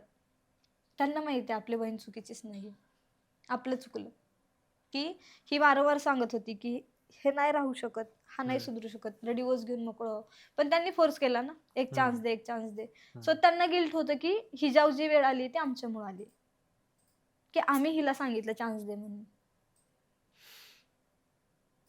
मग मी इकडून तिकडून मैत्रिणींना फोन करून पैसे गोळा केले, घराचे हप्ते भर, घरात बाजार भर. घरातून मी थोडं थोडं काम करत होती. मी बाहेर जाऊ शकत नव्हती कारण मुलगा लहान होता, आई येऊ शकत नव्हती कारण भावाचं पण मुलाचं शिक्षण चालू होतं. थोड्या दिवसांनी आईला बोलवलं, मग काम थोडं थोडं चालू केलं. कुठून इकडून तिकडून पैसे भरून मी शेवटी माझ्या वेळ आली की सोनं मोडायची. मुलाला बर्थडेला वडिलांनी चेन केली, ती चेन मोडली, अंगठी मोडली, वकिलाची फी पण द्यायची होती ना सर. आणि घरचे तरी किती देणार देऊन देऊन. माझे वडील आज शेती करतात आणि कंपनीत कामाला जातात, गुरं सांभाळतात, तरी सुद्धा माझ्या वडिलांनी मला 50,000 दिले. मुलांना काही कमी पडून देऊ नको. भावाने दिले, चुलत भावांनी दिले. माझ्या मैत्रिणी खूप चांगल्या आहेत, खूप सपोर्ट केला. म्हणजे मी ह्यातल्या गोष्टी त्यांना नाही सांगितल्या, असंच म्हटलं फक्त वाद चालू आहेत, ते जरा गावी गेलेत. एकाही अजून मैत्रिणीने मला फोन नाही केला आमचे पैसे रिटर्न कर, एकाही. म्हणजे ह्या सगळ्या लोकांच्या सपोर्टमुळे मी कुठेतरी उभी आहे, की सिच्युएशनला लढतीये. हे तर मुली जीव देतात.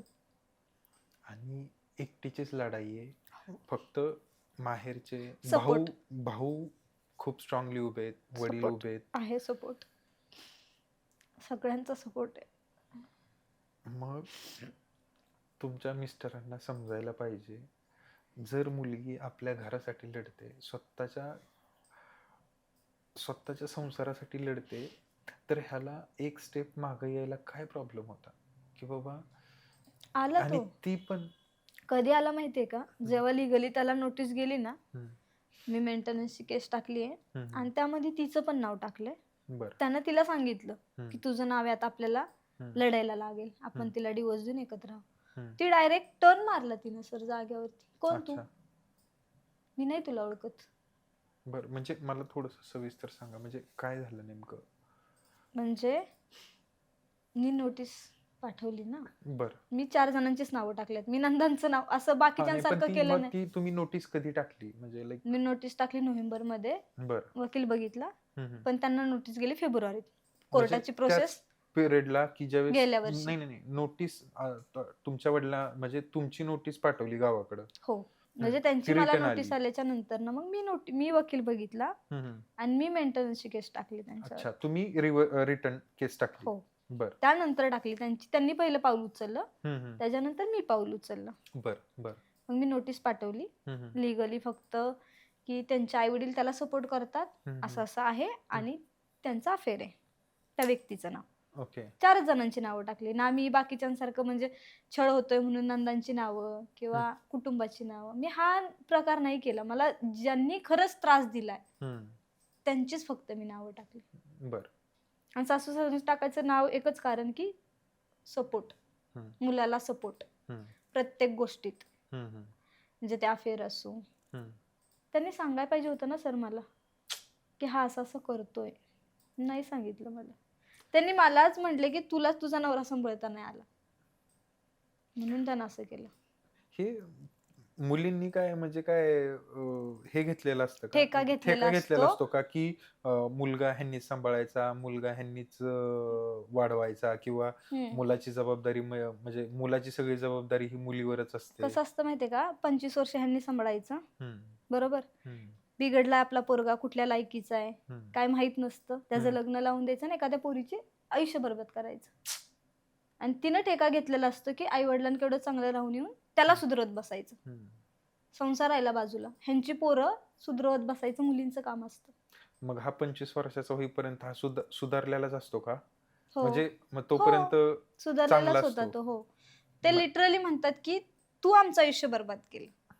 अच्छा, कोर्ट कचऱ्या करून तू आमच्या पोराचं आयुष्य बरबाद केलं. मग 5 वर्षात असं काय, म्हणजे असं काय होतंय की त्यांना असं वाटतं की बाबा गुन्हा माहित नसतील, जर मॅरिटल अफेअर नसतंच तर आज ही वेळ आलीच नसती, हे त्यांना का समजत नाही? म्हणजे प्रश्नच आहे ऍक्च्युअली हा. त्याच घरात राहतायत, ती बाई त्या घरात राहते, आपला मुलगा गावी येतोय, नाही माहिती सर पडणार कोणालाही? म्हणजे लहान मुलगा जरी असते तर त्याला कळेल बाबा हे काय चालू आहे. आणि मेन म्हणजे त्याच्या बहिणींना, त्याच्या अख्ख्या खानदानाला माहिती होतं, फक्त मला माहित नव्हतं. आणि माहिती न पडायचं कारण हाच की तो गावी जायचा आणि हे करायचा. पुण्यात असेल तर ऑब्विसली मला कळलं असतं. आता माझ्या माग मला डोळे नाहीत ना, माझा नवरा माझ्या माग काय करतो, आणि तेवढ्यात आपण फ्रीडम देतोच एखाद्याला, बरोबर, की तू इकडे जाऊ नको म्हणणारा अधिकार नाही आज आपल्याला की तू इकडे जाऊ नको तिकडे जाऊ. मी कधीच अडवलं नाही सर, ना मी त्या माणसाचा आजपर्यंत मोबाईल कधी चेक केलं की तू मोबाईल मध्ये काय करतो. एवढं फ्रीडम कोण देतं? तुम्ही मग त्याच्यामध्ये नावं टाकली. हा, फेब्रुवारीत तिला कळलं की आपलं पण नाव लिगली गेले. ती म्हणली मी नाही तुला ओळखत. तुला म्हणजे त्याला की तुम्हाला? त्यांना, त्यांना, त्या मुलाला. ओके, बरं. माझ्या मिस्टरांना, जे 6 वर्षाचं अफेअर होतं, जी फेब्रुवारी पर्यंत म्हणत होती की व्हॅलेंटाईन डे दिवशी मी तुला सोडणार नाही, एक चान्स दे, किती काय झालं तरी मी तुझ्या पाठीशी आहे, आपण एकत्र लढू. हे मेसेज आहेत माझ्याकडे सर, पुरावे आहेत. आणि एका नोटीस मध्ये गार. हो. तू कोण आहेस? तर तिने दुसरा पकडला होता. बापरे. आणि ह्याने कितीतरी वेळा तिच्या फोन मध्ये दुसऱ्या व्यक्तींबरोबर चॅटिंग केलेले मेसेज पकडलेत, तरी हा तिच्यासोबत होता. कुठली पट्टी लावून हा फिरतोय म्हणजे माहित नव्हतं. खूप जास्त सुंदर आहे का ती? माहित नाही, असेल. म्हणजे एवढी पट्टी एखादा असू शकते, म्हणजे काय माहित. सौंदर्य किती दिवस राहतं सर? हो, खरं, सौंदर्य किती दिवस राहतं? बरं ठीक आहे, तू सुंदर आहे मी मान्य करते, तू अप्सरा हे पण मान्य करते, पण एकावर तर लढ राहा. तू माझ्या नवऱ्यावर प्रेम केलं ना, तू साथ द्यायला पाहिजे होती. मग तू सोड तिला, मी तुझ्यावर लग्न करते, ह्यालाच तर प्रेम म्हणतात ना. बरोबर आहे की? प्रेम कशाला म्हणतात मग? जर तू प्रेम केलं, खंबीरपणे जो उभा राहील तोच. बरोबर ना. मग ते दुसरा असू तिसरा असू, तुझं होतं ना प्रेम, तू का नाही राहिली उभी? मग हे प्रेम होतं? काय होतं मग हे? एका झटक्यात जाग्यावरती. हो, तिनं सगळे नंबर बिंबर ब्लॉक, त्याला ब्लॉक, हा वायबल झाला. हिच्यासाठी मी हिला सोडली, ही मला सोडून गेली. हे असं कसं करू शकते? ह्याने तिच्या घरी फोन केले, तिच्या आईला, बर तुमच्या पोरीनं माझं असं असं केलं. ते म्हणले करताना आम्हाला विचारलं नाही, आता आम्हाला का फोन करताय? मग मला फोन चालू. तो 7 महिने तो माणूस माझ्या कसलाच कॉन्टॅक्ट मध्ये नव्हता, ऑगस्ट पासून मार्च पर्यंत. एक फोन नाही पोरांसाठी सुद्धा, की पोरं जगल्यात मेल्यात, कशी राहत्यात, कशी जगत्यात, एक फोन नाही. बापरे. आणि तो 2 वेळा आला ना घरी, हम्म, अचानक यायचा सर. हम्म, मी कुठं पकडतीये का, मी कुठं अच्छा. घालतीये का बघायला. कधी पण यायचा अचानक. हम्म, मी त्याला सांगितलं होतं, तू अचानक येऊ नको, हम्म, कोर्ट केस चालू आहे, हम्म, तू पोलिसां थ्रू ये. नाही तर तू कन्फर्म मला सांगून ये की मी येतोय, हम्म, फोन करून ये. माझी तयारी राहील ना, तू हम्म, येणारच बाबा, मी कोणाला तरी सांगून देईल. तो अचानक येऊन जर माझा हल्ला केला, मी काय करू. बरोबर. पोलिसांनी सांगितलेलं मला त्याला अचानक घरात घ्यायचं नाही म्हणून. हम्म, तरी तो अचानक यायचा सर. तरी मी पोरांसाठी जाऊ दे म्हणायचे, तो पोरांना भेटायला. हम्म, त्याच्याशी चांगलं बोलायची. मी त्याला गायवाई केलती सर, हम्म, की तुझं अफेअर पण चालू राहू दे, हम्म, तू दारू पण पी, पण फक्त आम्हाला सांभाळ. हम्म. आणि माझा मुलगा लहान होता, मी जॉब करू शकत, मी हातबल होते त्यावेळेस. अक्षरशः मी रडले, त्याच्या पाया पडले, की सोड हे सगळं, राहू एकत्र परत. नाही म्हटला, मला नाही राहायचं तुझ्यासोबत, तुला डिवोर्स देणार आहे. मग मी कुठेतरी स्वतःला सावरलं, की नाही आता ह्याच्या मागं नाही पडायचं, आता ह्याला अद्दल घडवायची. म्हणजे लिगली वेगळं व्हायचं. अद्दल म्हणजे असं मी त्याला मारू शकत होते, माझ्या घरच्यांना सांगून तिला मारू शकत होते, काही करू शकत होतो आम्ही. पण मी सगळ्यांना शांत केलं होतं, की आपली चूक आहे, आपला माणूस नालायक आहे, तुम्ही शांत राहा. बरोबर आहे ते. ह्या सिच्युएशन मध्ये कोणी शांत नसतं राहिलं. ह्याच्यापूर्वी पण म्हणलेलं आहे आणि आता पण तेच वाक्य म्हणावं लागतंय, की आपलंच नाणं खोटं खोटं. तर दुसऱ्याला दोष बोलून देऊन उपयोग नाही. मी उपयोग. त्या बाईला अजून पण दोष नाही देत सर, हम्म, कारण ती तीच आहे, तशीच आहे ती. हम्म, तो व्यक्तीच तसा आहे, त्याला का दोष देऊ. बरोबर. ते तर पहिल्यापासूनच चालत आलेलं आहे हो. त्यांचं. हे आता आपला माणूस तिकडे गेला ते आपलं दुर्दैव. आपलं दुर्दैव. म्हणजे मी कुठेतरी कमी पडले, म्हणून मी गिल्ट अजून पण मनात धरते, की मी कमी पडले असेल म्हणून तो तिकडे गेला. नाही, मला तर खरं सांगू का, की तुम्ही ॲज एक मुलगी, एक आई किंवा एक वाईफ म्हणून तुम्ही किती किती तुम्हाला 4 हात तर नाहीयेत. काय माहित नाही सर. मी त्याच्या आईची सेवा आहे ना, हम्म, 1.5 महिने बेडवरती केली. हम्म, आज ती बाई म्हणती तू आमच्यासाठी केलं काय. मी माझं पुण्यात घर घ्यायच्या आधी गावाकडचं घर सुधारलं सर, की त्यांना त्रास नको. म्हणजे जुनं घर होतं, असं बाथरूम, बाहेरनं पाणी आणायचं, हे करायचं ते करायचं, एकच रूम होती आणि आम्हाला गेली की अडचण व्हायची म्हणून मी तो विचार आधी केला, की त्यांना थोडं सुख भेटेल. बरोबर. ह्यात माझी चूक झाली. ह्या त्यांना गोष्टी दिसल्या नाहीत का बाबा, म्हणजे की फक्त लक्षच दिलं नाही. हे बघा कसं का असं 10 रुपये जरी माणूस कमवत असला तरी त्याला कमवायला किती दिवस लागतात आहे सर ना, की तुम्हाला मला चांगलं माहिती आहे, की आज पुण्यात राहायचं म्हटलं तर राहायचं म्हणजे किती त्रास किती आहे. किती खर्च आहे, किती काम आहे, रात्रंदिवस काम करावं लागतं, त्यावेळेस कुठं आपल्याला थोडेफार पैसे मिळतात. आम्ही पुण्यात ज्यावेळेस आलो ना, ह्यांना नोकरी लागली 15,000ची. आम्ही दर महिन्याला 3,000 त्या काळात पाठवत होतो सर, 2016ला. बापरे. दर महिन्याला. म्हणजे माझं जसं लग्न झालं ना, हम्म, हम्म, सासू सासऱ्यांना आम्ही घरात बसून खायला घातले. हम्म, रुपयाची इन्कम नाहीये त्यांची. हम्म, पण मी कधी माझ्या नवऱ्याला म्हटलं नाही, की तू तुझ्या आई बापासाठी हे करू नको, ते करू नको. जितकं होईल तितकं केलं. परिस्थिती नसताना त्यांना पुण्यात आणलं. आयुर्वेदिक डॉक्टर, त्यांचे मणके खराब झालते, ऑपरेशन सांगितलेलं. मी बोलले ऑपरेशन करून त्यांना त्रास होणार, मला काही जमणार नाही, मुलगी लहान आहे, सो आपण आयुर्वेदिक ट्रीटमेंट ट्राय करू. पाटील डॉक्टर आहेत धनकवडीत, खूप चांगले डॉक्टर आहेत. त्यांनी दिली ट्रीटमेंट त्यांना. त्या अजूनपर्यंत पण ऑपरेशनची गरज नाही लागली सर. 2 वर्ष 30,000ची महिन्याला ट्रीटमेंट होती, 3,000ची. अच्छा. आयुर्वेदिक औषध पुड्या द्यायचे खायला ते, आणि इंजेक्शन होती. 3,000 जायचे आमचे. 15,000 पगारातनं 3,000 ते जायचे. 15,000 त्यांना, 3,000 आम्ही त्यांना घरी खर्चायला द्यायचो. भाडं वगैरे सगळं त्यात आम्ही मॅनेज करत होतो. बापरे. कुठं कमी पडलो. भाडं द्या, ट्रॅव्हलिंग, हो. खाणं पिणं, आपलं सगळं एवढं हातात काय उरणारच नाही ना. काहीच नव्हतं उरत, काहीच नव्हतं उरत. आणि इथं पुण्यात पावला पावला गणी खर्च आहे. आणि ते म्हणतात की मी उधळी आहे म्हणून आज आमच्या ही वेळ आली. मग घर कसं झालं असतं मग? काय माहिती सर, त्यांना माहिती. किती किती साधं आणि किती सरळ आहे ना, किती साधं आणि सरळ आहे. दिसतंय की बाबा स्वतःचं घर झालंय, गाड्या झालेल्या आहेत, एवढं वडिलांनी, त्यांना एवढा खर्चही नव्हता. तुमच्या वडिलांनी अख्खा लग्नाचा खर्च उचलला. मी म्हणतो चला त्यांच्याकडून थोडाफार झाला असेल, मी म्हणतो त्यांचा खर्च केला असेल. मी म्हणतो की एवढं सगळं चांगलं चालू असताना ह्या का गोष्टी दिसल्या नाहीत मग? ते कर्ज सुद्धा आम्ही फेडले आमच्या दोघांच्या लग्नाचं, सांगते तुम्हाला मी. बापरे. आमच्या ह्यांचं काही सेव्हिंग नव्हतं. ह्यांनी इकडून तिकडून पैसे गोळा केले होते लग्नासाठी. ते आम्ही लग्न झाल्यानंतर फेडलं 2-3 वर्ष. ते अच्छा. कर्जच फेडत होतो. हम्म, ह्याच्याकडून साड्यांना घेतलेले फेड, त्याच्याकडून ह्याला घेतलेले फेड, हम्म. ते सुद्धा दिले आम्ही. घराच्या ओके. वेळेस आम्हाला कुणी रुपयाची मदत नाही केली. त्याच्या बहिणी म्हणल्या कशावरून तू परत द्यायची आमचे पैसे. अच्छा. कोणीच नाही दिले पैसे. म्हणजे माझ्या वडिलांनी फक्त 1,00,000 रुपये दिले की घरात नवीन घर झाले तर थोडं घरात नवीन गोष्टी घ्या, नव्यानं सुरुवात करा, हम्म. ह्यासाठी. मग आता सगळे सासऱ्यांचं वगैरे बाकीच्यांचं नाव टाकलं. मग त्याच्या पुढे मग काही नोटीस गेली. हम्म, मार्चमध्ये कॉन्टॅक्ट चालू झाला. हम्म, मी सगळीकडे ब्लॉक होते आधी. हम्म, त्यांनी मला केलं, नंतर मी त्यांना केलं ब्लॉक. हम्म. नंतर ना मग त्यांनी माझ्या वडिलांना वगैरे फोन, भावांना फोन, सगळ्यांना त्रास द्यायला सुरुवात केली. अच्छा. लिटरली सगळ्यांना रात्रीचे 2-2, 3-3 वाजेपर्यंत फोन. काय म्हणायचे? मला चान्स द्या, अच्छा. मला चान्स सुधारतो द्या, म्हणून. सुधारतो, हम्म, नीट वागतो. हम्म, मग ह्याला वैतगले सगळे की हा सारखंच फोन करून टॉर्चर करतोय. हम्म, मग वडिलांनी एक दिवशी म्हणले ठीक आहे तुझ्या घरची सगळी घेऊन ये, बसू मीटिंगला. हम्म. मग त्यांचे चुलते, बहिणी, त्यांचे मिस्टर, काहीच माहित नाही ह्यांना सगळ्यांना नक्की झालंय काय. हम्म, ह्यांनी सगळ्यांनी लपवलं होतं ना. हम्म. आपलं नाणं कोण उघडं करतं.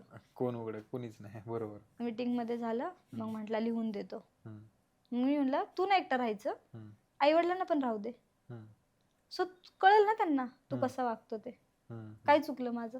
काहीच नाही. बरोबरच आहे. उलट आजकाल मुली म्हणत पण नाहीत बाबा सासू सासरे नको, मी तुम्ही राहा तर उलट म्हटलं. तुम्ही तर राहा हो. म्हणताय. राहा म्हटलं मी. हम्म. मी ऑगस्ट मध्ये मग जॉब पाहिलं. पहिलं चहा पाणीमध्ये होती मी, हम्म, फ्रँचायसी आहे बर. तिथं होते जॉबला. आत्ता स्विच केला जस्ट मी. हम्म, त्यांना म्हटलं मी राहा तिथं हम्म, माझ्यापाशी. सो राहिले. आले 2 महिने. पहिला महिना काम नाही बघितलं. हम्म, ठीक आहे म्हटलं. हम्म, दुसऱ्या महिन्यात त्यांच्याच मित्राने त्यांना सिम कार्डचं काम दिलं. हम्म. त्यांना लाज वाटायला लागली सर त्या कामाची, अच्छा. की मी रोडवर सिम कार्ड विकतोय. का लाजायचंय. काय लागलं? आपल्या परिस्थितीमुळे हे आली. उद्या बरोबर भेटेल आहे. जॉब चांगला. 20,000 जरी त्यांनी कमवले, 30,000 मी कमवले, सध्या तर सर्वाइव्ह होऊ शकतं ना. होऊ शकतं. हो. मेंटॅलिटीच नव्हती. 2 महिने काम केलं. दुसऱ्या महिन्यात मला सांगितलं माझे 50,000 पडले. आणि माझं सोनं जे शेवटचा एक डाग होता माझ्याकडं 1.5 तोळ्याचा हम्म, मिनी घंटन, हम्म. तो घेऊन गेले. घाण ठेवलाय. कुठं ठेवलाय अजूनपर्यंत मला सांगत नाहीयेत सोडवायला. बापरे. घाण ठेवला. त्याचे 50 दिले, मला पैसे दिले. 3 महिने घराचा हप्ता थकवला, मला सांगितलंच नाही. हम्म, मला वाटलं हा भरतायत हप्ते. हम्म. नंतर मला बँकेतनं फोन आला की नोटीस लागेल घराला तुमच्या. मी 3 महिने एकदम भरले. मग जे सोन्याच्या ह्याच्यातून राहिलेले ते हम्म, असेच 2 महिने नाही जॉब केला.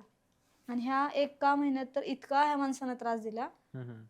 माझ्या पोराचं बोरनान होतं. बर. मी कामावरनं आले, एकदम छान पाहुणी रावळी बोलवली, बोरनान केलं. हम्म, ह्यांना बोरं आणायला लावलं होतं सर मी. हम्म, बोरनांसाठी बोरं भेटत नव्हते, म्हटलं बोरं घेऊन या. हम्म. हा माणूस पिऊन आला. एवढ्या पाहुण्या रावळ्यांच्यात आपल्या बोराचा कार्यक्रम आहे. माझी म्हणजे आई आलती, त्याच्या बहिणी आलत्या, आई वडील होते. एवढ्या माणसात पिऊन आला. एज्युकेटेड आहे ना. हो. एवढं तरी समजायला पाहिजे ना घरात कसं वागायचं. ठीक आहे, कार्यक्रम बायको होता. समोर वागतो ते ठीक आहे, घरच्यांसमोर तरी कमीत मी कमी शांत आपलं- बसले.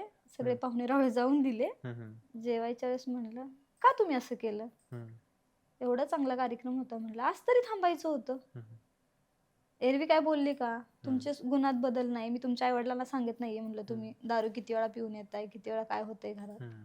का असं केलं. टेन्शन आहे म्हणले तुझ्यामुळे मला जॉब भेटत नाही. माझ्याच ढकलून मोकळे झाले. दुसऱ्या दिवशी त्यांच्या आई वडील लग्न होतं म्हणून गावी गेले. दुसऱ्या दिवशी परत पिऊन आले आणि मला इतकं मारलं त्यांनी, इतकं म्हणजे ना की भिंतीवरती डोकं वगैरे आपटून गळा बिळा दाबून असं हे सगळं सुजलं होतं माझं. बापरे. डोळ्यात मारलं होतं. हम्म, आणि त्यांच्या नंदेचा माझ्या नंदेचा मुलगा इथं राहतो शाळेसाठी, तो आला होता बोरनांसाठी. अच्छा. आणि तो बाहेर गेला तर तो काही मुली गेल्या घेऊन माझ्या कारणास्तव ते आले घरी. हम्म, ह्यांनी दार लावून दिलं, मला सोडतच नव्हते, बापरे. बाहेरच जाऊन देत नव्हते. हम्म, ते सगळं रेकॉर्डिंग सगळे पुरावेत. मग शेवटी मी त्याला पण मारला, नंदेच्या मुलाला, की मामीला सोड, आम्ही जातो, तू राहा इथं, शांत हो शांत हो. तो समजून सांगत होता. 13 वर्ष म्हणजे 13वीला आहे तो, लहान आहे सो. त्याला सुद्धा त्यांनी शिवीगाळ करून त्याला मारायला सुरुवात केली. मी तेवढ्यात मुलगीला घेऊन पळून गेली. आमच्या सासूबाईंनी मुलगा गावी घेऊन गेले ते लग्नासाठी, मुलगी इथंच होती शाळेमुळं. आम्ही पोलीस स्टेशनला गेलो, पोलिसांना सांगितलं, माझ्या भावाला तिथं बोलवलं. मग माझा भाऊ आला आणि कपडे आणाय पोलीस म्हणले आता तिला इथं ठेवू नका, त्याला राहू द्या इथं, उद्या त्याच्या आई वडील आले पण बघू काय करायचं, ओके. सो तुम्ही तिला तुमच्याकडे घेऊन जा. मग आम्ही घरी गेलो कपडे घ्यायला. ह्यांनी भावाची रिक्षा तोडली, बापरे. आरशे वगैरे सगळे ते शीट वगैरे सगळं फाडलं आणि आम्हाला कोंडलं घरात. आम्ही कपडे घेऊन जात होतो तर रात्रीच्या 2 वाजता, आणि येऊन दारावरती रात्रीच्या 2-2, 3-3 वाजता दारात लाथा बिता मारायचे. मला घरात घे, माझं घर आहे, माझं घर आहे करायचे. वर्ष 1.5 वर्ष झालं मीच हप्ते भरते. मग म्हणतो 4 वर्ष मी भरले. अरे तू भरले पण मी पोरं सांभाळत होती ना घरात बसून, तेव्हा तू भरले बाहेर जाऊन काम करून, म्हणजे आता एकट्याचा वाटा आहे का? आणि म्हणजे त्याला हे कळत नाही का की दोघांची जबाबदारी, हे दोघांचं घर आहे, दोघांचा संसार आहे हा. कधीच नाही सर. साधं त्याला म्हटलं ना मुलीचा अभ्यास घे, मला वेळ नाही. आठवत सुद्धा नाही की असं बसून त्यानं कधी मुलीला विचारले बाळा आज शाळेत काय झालं. बापाचं कर्तव्य असतं ना आज विचारणं, बाळा ये तुला काय अडचण आहे का, मी शिकवतो. सगळं आपणच बघायचं. मला असं वाटतंय, म्हणजे आता हे तुम्ही करंट स्टेटस सांगितलं 1 महिन्यापूर्वीचं, मला असं वाटतंय की एखादा चांगला कन्सल्ट पाहून जर 2 जणांनी जर समजुतीने, म्हणजे कुणीच नाही, न तुमच्या घरचे न त्याच्या घरचे, कोणाचेच नाही, फक्त 2 जणांनीच एकदा, चला ठीक आहे एवढ्या दिवस तुम्ही कमीपणा घेतला म्हणून परत एकदा एखाद्या चांगल्या ठिकाणी जर कन्सल्ट केलं आणि जर त्याचे विचार बदलले तर काय वाटतंय, तो परत एकदा. काय सांगू सर माहितीये का, मी खूप चान्स, म्हणजे असं एकदा चान्स नाही दिलाय 10 वर्षात मी.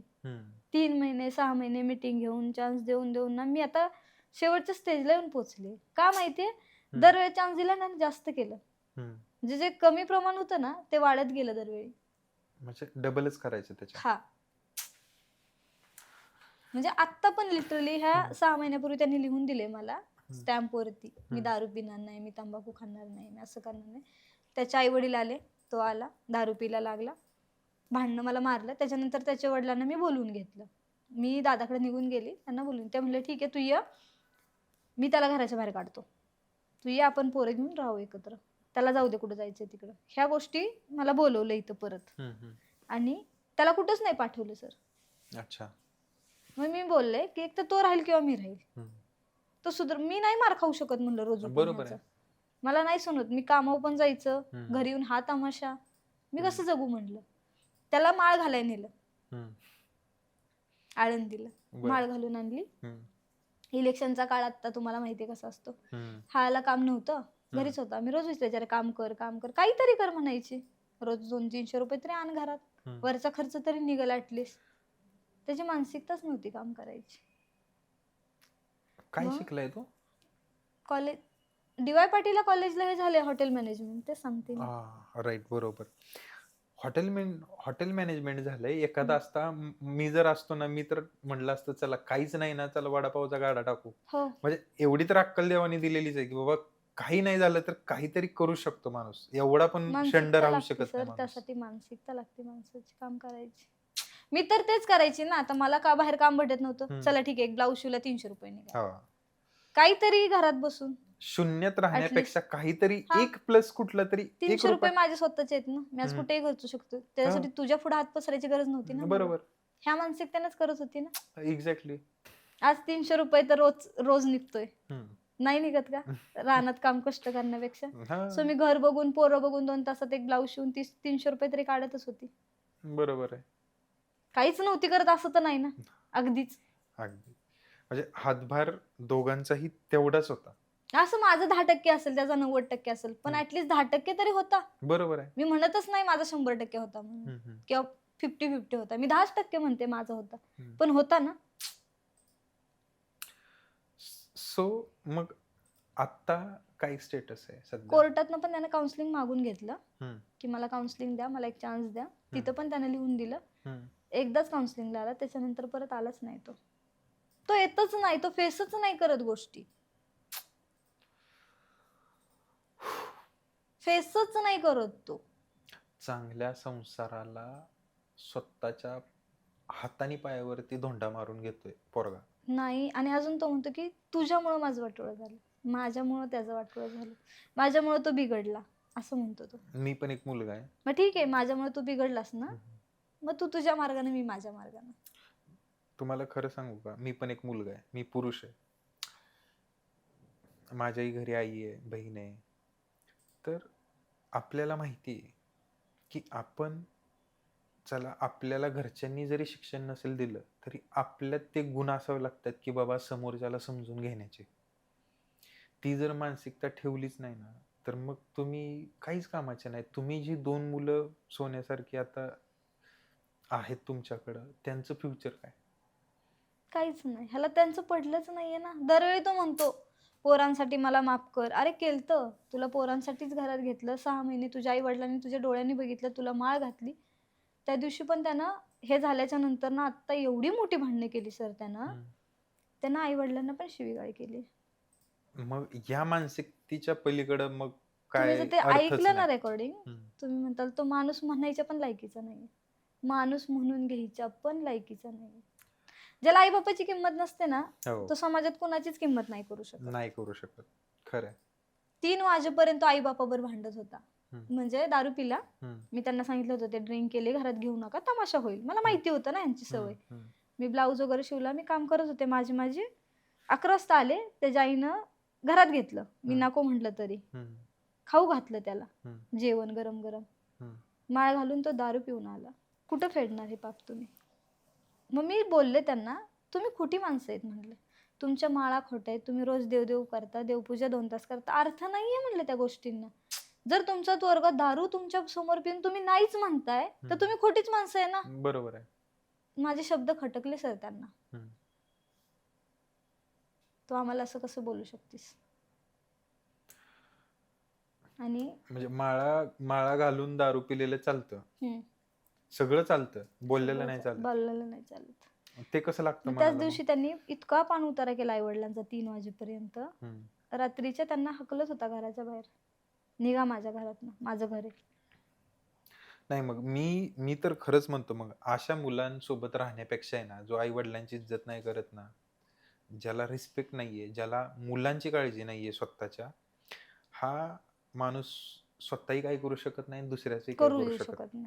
त्यानं मला खूप खूप मागं आणलं सर, खूप. त्यापेक्षा स्त्री शक्ती एवढी स्ट्रॉंग आहे, म्हणजे स्त्रीनं जर ठरवलं काहीही करू शकते. आणि मी ते मी सांगते ना. बघतोय की तुम्ही एवढ्या गोष्टींना स्वतः एवढं उभे राहिल्या, नॉट अ जोक. आणि तुम्ही उद्याही तुमच्या पायावरती कसेही उभं राहू शकता. प्रयत्न तर करतेय सर, पण एक असतं ना, म्हणजे वाटायचं वर्षभर होप्स. की सुधरल, मुलांसाठी सुधरल, जाऊ दे. समाज नावं ठेवतो एकट्या स्त्रीला, हो, बरोबर आहे हो. की आई वडिलांची इज्जत जाते. हम्म. डिवोर्स हा खूप मोठा इश्यू आहे. म्हणजे जर मी डिवोर्स घेतला ना, तर आमच्या गावातली मी पहिली अशी व्यक्ती ठरवली की मी डिवोर्स घेते नवऱ्यापासून. माझ्या वडिलांनी न नांदणाऱ्या मुलींना तिथं नेऊन नांदवले, आणि तिच्याच वाट्याला, त्यांच्याच मुलीच्या वाट्याला हे आले. हे गिल्ट कुठेतरी नको होतं, म्हणून मी त्याला परत चान्स दिला की करू आपण सगळं नीट. प्लस मी त्याला सोनं पण दिलं की ठीक आहे, आजचं उद्या हे होईल, पण तो सुधरेल तरी, की नाही दिलं तर आणखीन वायबल होईल, पैसे द्यायचे हे व्हायचं. पण नाही सर, त्याची मानसिकताच नाहीये, संसार करायची मानसिकताच नाहीये थोडक्यात त्याची. त्याला राहायचंय ना, तर त्याच्या अटीनुसार तो अजून पण मला म्हणतो मी सांगल तसं तू राहा, म्हणजे गावाला जाऊन राहायचं. आता आपण इथं सर्वाइव्ह नाही करू शकत.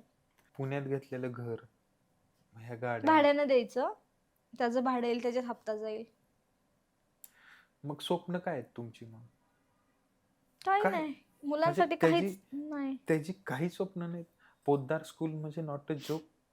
म्हणजे मी लोक, आपलं नशीब आहे, लोकांना तेही मिळत नाही. सर तिथं वेटिंग असतं, खरं वेटिंग सांगते, असतं. हो, भेटत नाही ऍडमिशन सहजासहजी. हो. मी 15 दिवस तिथं म्हणजे मला कळलं ना ज्यावेळेस RT मध्ये तिचा वेटिंगला नंबर आलाय, 13 नंबर वेटिंगला. आम्ही ओपन असल्यामुळे थोडं प्रॉब्लेम होतात सगळीकडेच आज शिक्षणाच्या बाबतीत तरी. मी त्या सरांना रोज जाऊन भेटायची, काय झालं सर, आला का माझ्या मुलीचा नंबर? नाही म्हणले, चान्सेस कमी आहेत मॅडम, 13 वेटिंग आहे, सो नाही होणार तिचं, तुम्ही दुसरीकडे ऍडमिशन बघा. मी त्या गडबडीत दुसरं पण ऍडमिशन बघितलं आणि अचानक मेसेज आला मला त्यांचा सरांचा हम्म, की तुम्ही उद्या ऑफिसला या म्हणून. हम्म, मी त्यांना तो मेसेज दाखवला, म्हणलं सिलेक्शन झालंय तिचं, हम्म, बोलवले. हम्म, फेक असतं म्हणले हे सगळं, हम्म. पैसे मागतात, नाही जायचं आपल्याला तिथं. मी एकटीच गेली. सर म्हटले झाले तिचं ऍडमिशन, फक्त तुम्ही बाकीचे डॉक्युमेंट्स आणून द्या हम्म. आणि पूर्ण करू आपण प्रोसेस. सर 1 रुपया न भरता माझ्या मुलीचं ऍडमिशन झालंय तिथं. फक्त मला तिला बुक्सला हम्म. आणि कपड्याला आणि व्हॅनला पैसे जातात. ओ म्हणजे त्या सरांनी, मी आभार मानेल त्यांची की त्यांनी मला सपोर्ट केला माझ्या मुलीसाठी, वा. म्हणून आज तिचं ऍडमिशन तिथे झालं.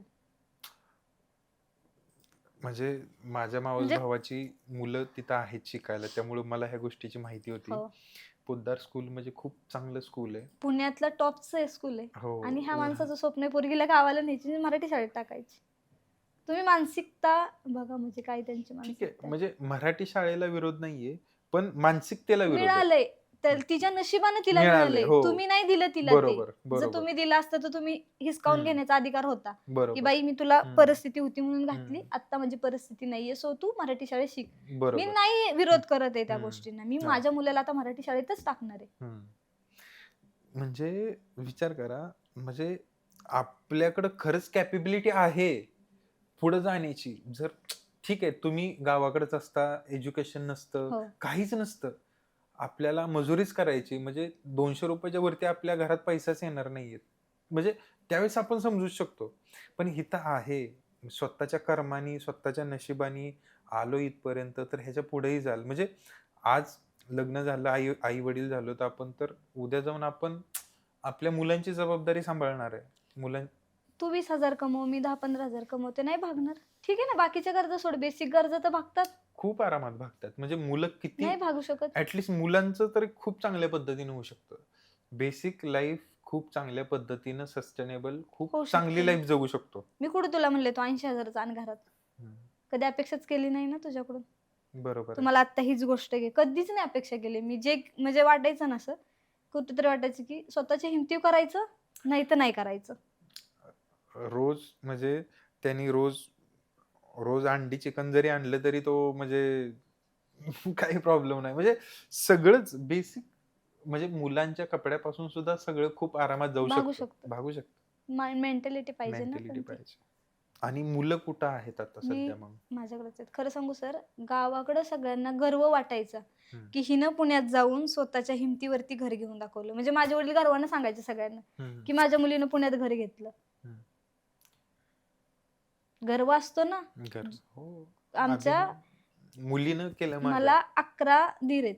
11 दिरांपैकी आम्ही एकटंच बाहेर आहे. हम्म, 10 वर्षात आम्हाला कुणीही पकडू शकत नव्हतं, एवढ्या लेवलला आम्ही पोहोचलेलो. हम्म. पण ह्या माणसानं आम्हाला इतकं खाली आणलंय ना आता की विचारूच नका. इतक्या खालच्या लेवलला आणून सोडलं ह्या माणसाने ह्या सगळ्या परिस्थितीमुळे. कर्ज पाणी डोक्यावरती, हम्म, तिच्या नादी लागून बऱ्याच गोष्टी केल्यात त्यांनी. बऱ्याच क्रेडिट कार्डचे कर्ज, पर्सनल कर्ज. ती लोक मला रोज फोन करतात, सर मला टॉर्चर करतात. त्याने सगळीकडे माझा नंबर रजिस्टर केला. बापरे. मी आपल्या ऑडियन्सला सांगू शकतो, क्रेडिट कार्ड नावाची गोष्ट आयुष्यात ठेवूच नका. तुमचा कितीही खर्च असू दे, कितीही काय असू दे, लोन, कर्ज, हात जोडतो, अजिबात काढू नका. एवढी वाईट गोष्ट आहे, मी सांगेल कधीतरी तुम्हाला. पण नाही, माझी जिंदगी बरबाद झाली त्या क्रेडिट कार्ड, पर्सनल लोन. खरं सांगते सर. आणि मी खरंच. सांगायचे त्यांना, हम्म, तुम्हाला 10,000 पगार असू द्या, 20,000 असू द्या, हम्म, नियोजन करू आपण, हम्म. तेवढ्यात कसं भागल. ह्या माणसानं कधीच माझं ऐकलं नाही.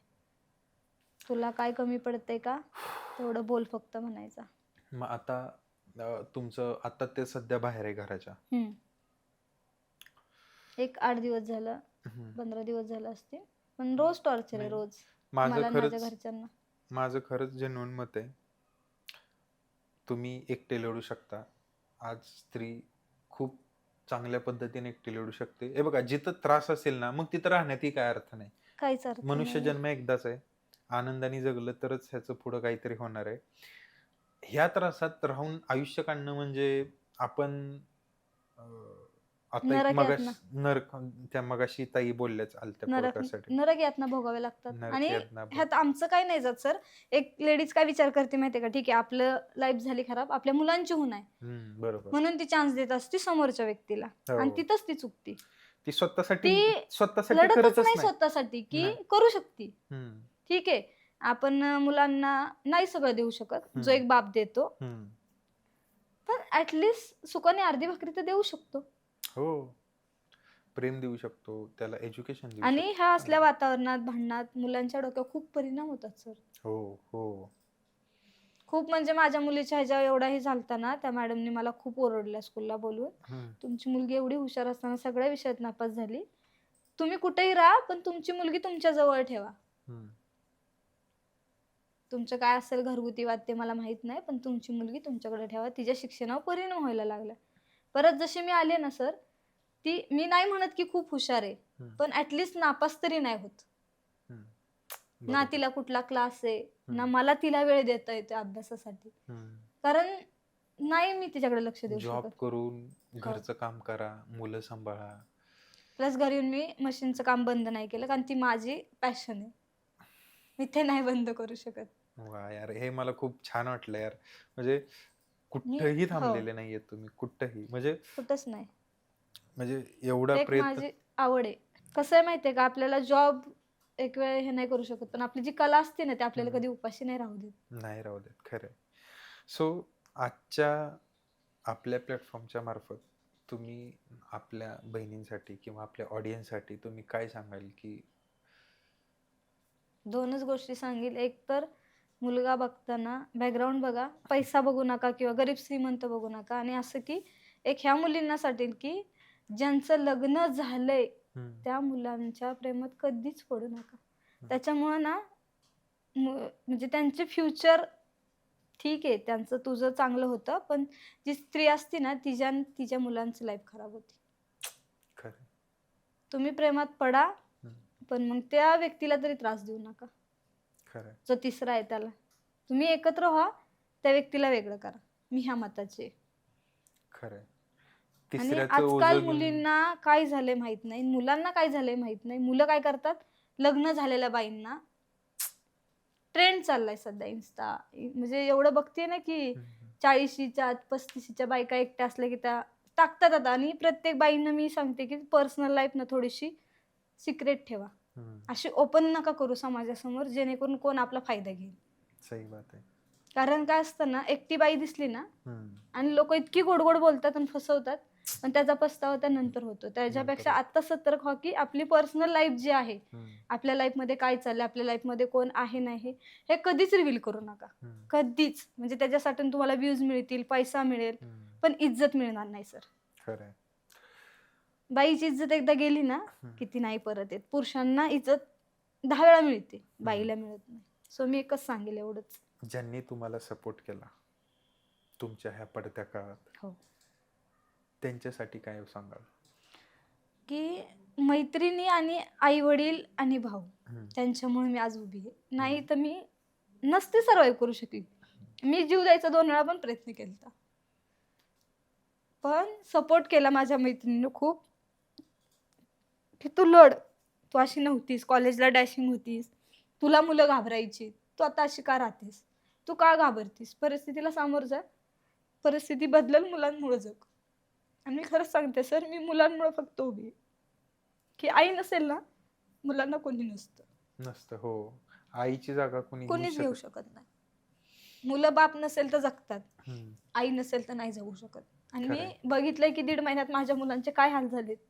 सो मला ती भीती राहते की माझं काय झालं तर माझी मुलं कशी जगतील. आज माझ्या डोक्यावरती ना खूप कर्ज आहे, इकडून तिकडून घेतलेलं, सर्वाईव्ह केलेलं. आज माझ्या घराचे हप्ते पण थकलेत. कधी नोटीस लागेल मला माहित नाही, पण मी हा विचार करते की मुलांसाठी जगायचं, जोपर्यंत आहे तोपर्यंत तरी.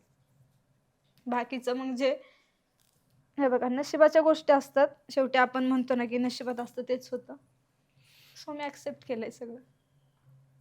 नाही, पण तुम्ही, मला खूप छान वाटलं की तुम्ही एवढं सगळं सहन करून तुम्ही लढताय. आणि हे बघा, छोटं का असतं ना, ते तुमचं आहे, तुमच्या हक्काचं आहे आणि त्याच्यासाठी तुम्ही लढताय, मुलांसाठी लढताय, तीच सगळ्यात मोठी गोष्ट आहे. आणि म्हणजे ह्याच्यापेक्षा मोठं किंवा एवढं स्ट्रॉंगपणे उभं राहणं खूप मुलींना जमतही नाही. सपोर्ट नसतो ना सर. सपोर्ट नसतो. सपोर्ट नसतो आणि एकच सांगेल की मुलगी कशी असू द्या, हं, चुकू द्या, हं. लव्ह मॅरेज असो, अरेंज मॅरेज असो, पडत्या काळात प्रत्येकाने आई वडिलांनी, मैत्रिणींनी हो, तिला सपोर्ट करा. हो. दिवस बदलतात. एकटं पडू फक्त देऊ नका. सपोर्ट करा. हो, नाही तर रोज एक मुलगी मरल. हो, आपण आज बघतोय. हो, रोज मुली आत्महत्या करतायत. हो. अरे मोठ्या मोठ्या घरातल्या च्या मुलींना जर न्याय मिळत नसेल, हं. आपल्या पुण्यातलीच उदाहरण आहे. हां. आता जस्ट अश्विनी हगवणे. हगवणेकर. हो. तिलाच जर न्याय मिळत नसेल, ती 1.5 वर्षाच्या मुलाला सोडून जात असेल, ती कुठल्या लेव्हल मेंटॅलिटीने गेली असेल विचार करा सर. तिनं काय त्रास भोगला असेल म्हणजे ती काय ह्या कमी ह्या होतं? शिकलेली होती, हं, पैसा होता, पण सपोर्ट नव्हता. जर तेच तिच्या आई वडिलांना तिला एवढं लग्नात देण्यापेक्षा तिला सपोर्ट केला असता, आज तिला एखादं जर छोटंसं शॉप टाकून दिलं असतं हं. किंवा काही केलं असतं, ती नसती आज उभी राहिली मुलासाठी. हो, अर्थातच. पण नाही भेटलं तिला. सो एकच सांगेल की अशा वेळी सपोर्ट करा, की जबरदस्ती करू नका की तू त्या नात्यात राहा. जशी मला होत होती ना हं, जबरदस्ती, सो घरच्यांना आता पछतावा होतो हं. की आम्ही हिचं तेव्हाच ऐकायला पाहिजे होतं. नाही खरंच मंडळी, तोंड दाबल्यासारखं अजिबात बसू नका. प्रत्येकाला जगण्याचा हक्क आहे आणि आज ज्या ताई सहन करतायत, आज भलेही त्या पॉडकास्ट देण्यासाठी आल्या असतील, पण त्यांना माहिती आहे की त्या कुठल्या गोष्टीतनं जातायत त्या. आणि सगळ्यात महत्त्वाचं आहे की जर तुमच्या आजूबाजूला तुमची कोणी मैत्रीण असू दे, बहीण असू दे, कुणीही असू दे, त्यांना विचारा जर कुठल्या त्या फेजमध्ये असतील, थोडंसं डाऊनफॉलमध्ये असतील, तर तुम्ही मदत नाही करता आली तर कमीत कमी जाऊन बसा. कमीत कमी माणसाचं मन मोकळं होऊ द्या. माणसाचं मन मोकळं झालं, की कमीत कमी त्याला खूप ताकद मिळते उभं राहण्याची. सो आजच्या पॉडकास्टमध्ये आपण इथंच थांबतोय. ताई तुम्ही आलात. खरंच तुमचे धन्यवाद. आणि मी खरंच मला खूप प्राउड फील होतो कारण माझी आई पण खूप खूप कष्टाळू आहे. तिने कष्ट करूनच वाढवलेलं आहे. आणि तुम्ही तुमच्या मुलांसाठी जे कष्ट करताय ना, म्हणजे मला अशी कष्ट करणारी प्रत्येक मुलगी मला म्हणजे माझ्या आईसारखीच वाटते. सो गॉड ब्लेस यू आणि खरंच थँक यू. थँक्यू.